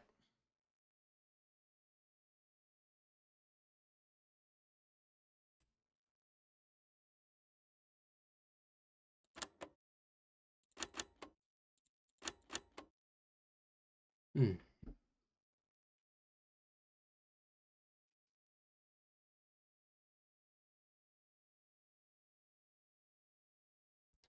Just kind of want to see the end.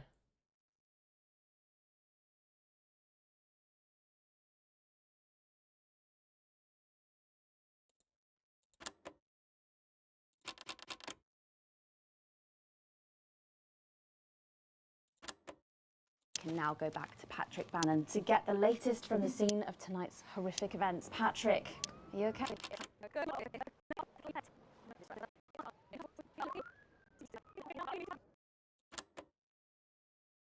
With a girl. You have to called cue me. Julie I Jacob. can't hear properly. This thing's useless. Are we live? What's happening? I can't hear. That's no better actually. Was that a test? It looked like a test. Fight now. Okay. On your go to go. It's Patrick. Are you okay? Thank you, Megan. I hope you understand. It just stuff happens in the newsroom. Right, we done? No, sorry, if you could just stay where you are until the end of the show. Just a couple of minutes, if you don't mind. Hmm. Right. Interesting.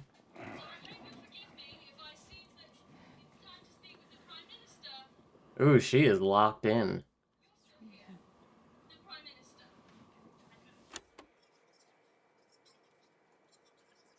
Nobody's saying anything. We're going to do my final bit and then we'll get you out, okay? We've got curtain up in less than 2 hours, so it'll be great to...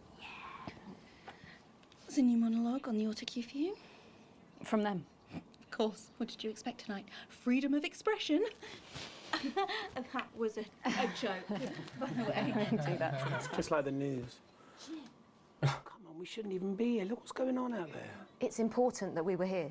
People need musicals in times of darkness more than ever. Do they, though?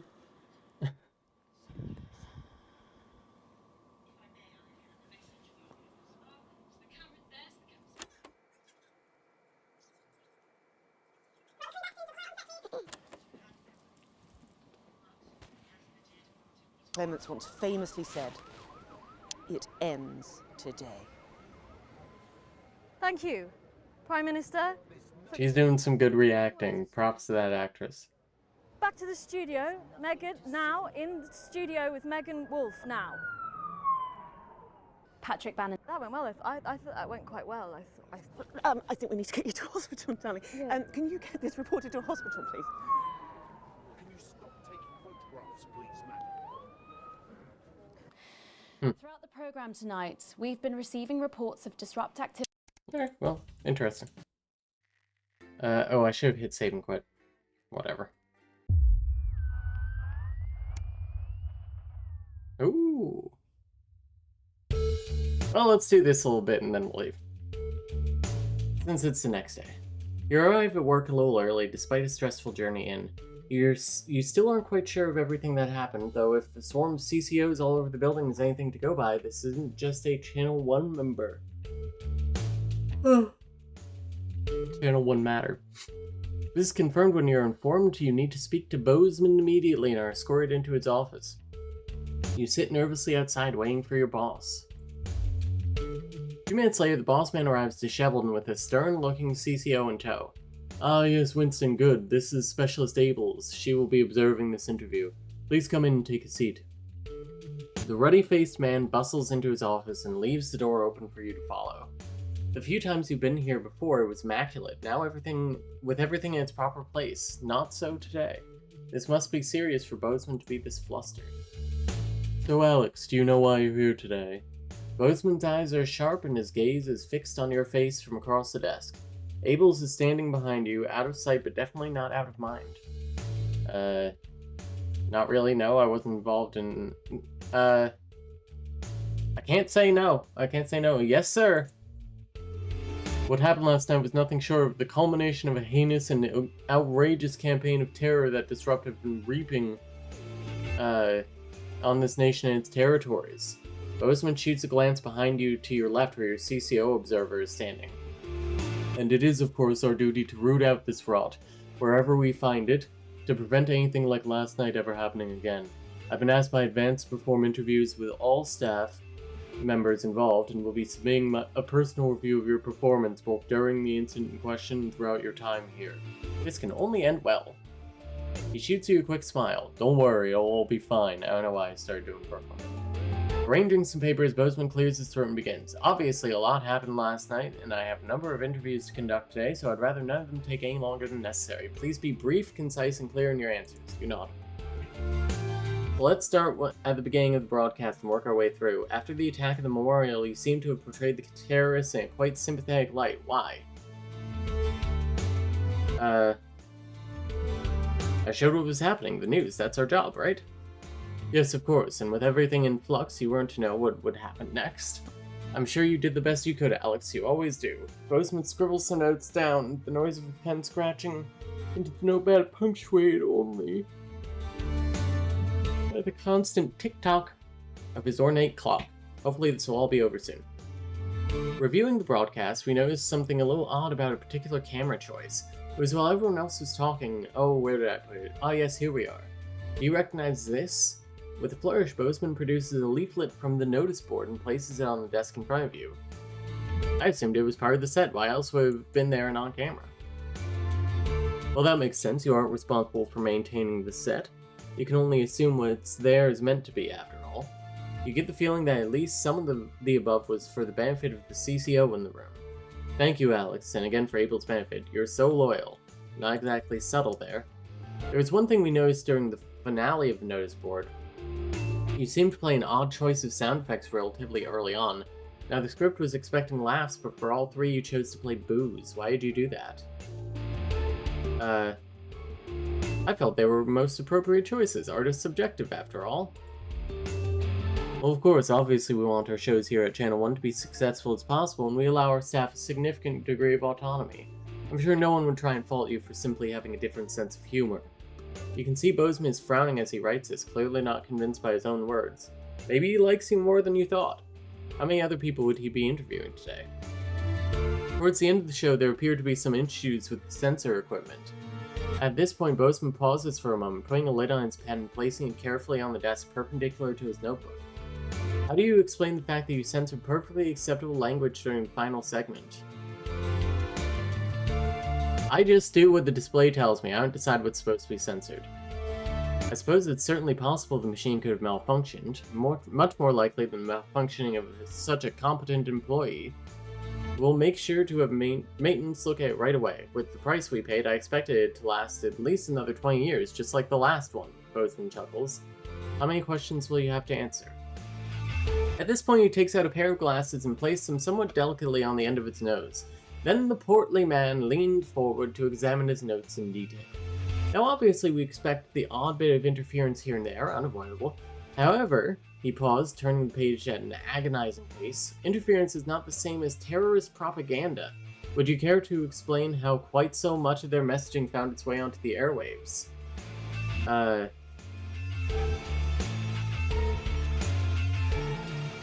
Ooh, that's a tough one. Which is more yes, sir? Everything else going on, I just didn't realize until it was too late. Notice Specialist Abels is visibly more attentive, awaiting your boss's response. Well, it's certainly true that accidents happen, and with the various stresses of last night's broadcast, I don't think anyone would begrudge you a slight drop in attention. Bozeman smiles warmly at you as Abels returns to their passive stance. You offer a strained smile back. A loud creak breaks the growing silence as Bozeman leans back in his chair. The tape of that poor Miss Brightman. Why did you play it? Help me understand. Why play that tape?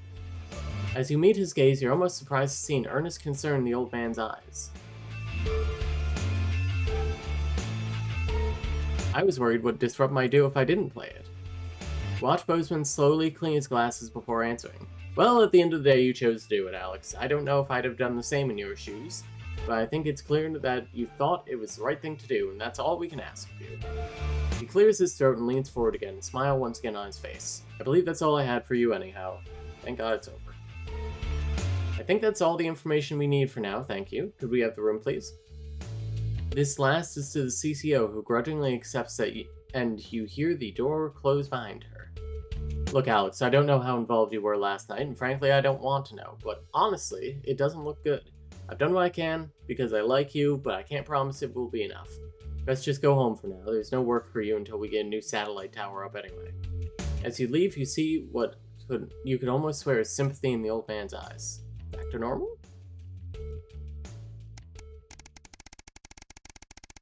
It looks pretty back to normal to me. Fucking almost a year later. Banquet for some. Banquet for some 41?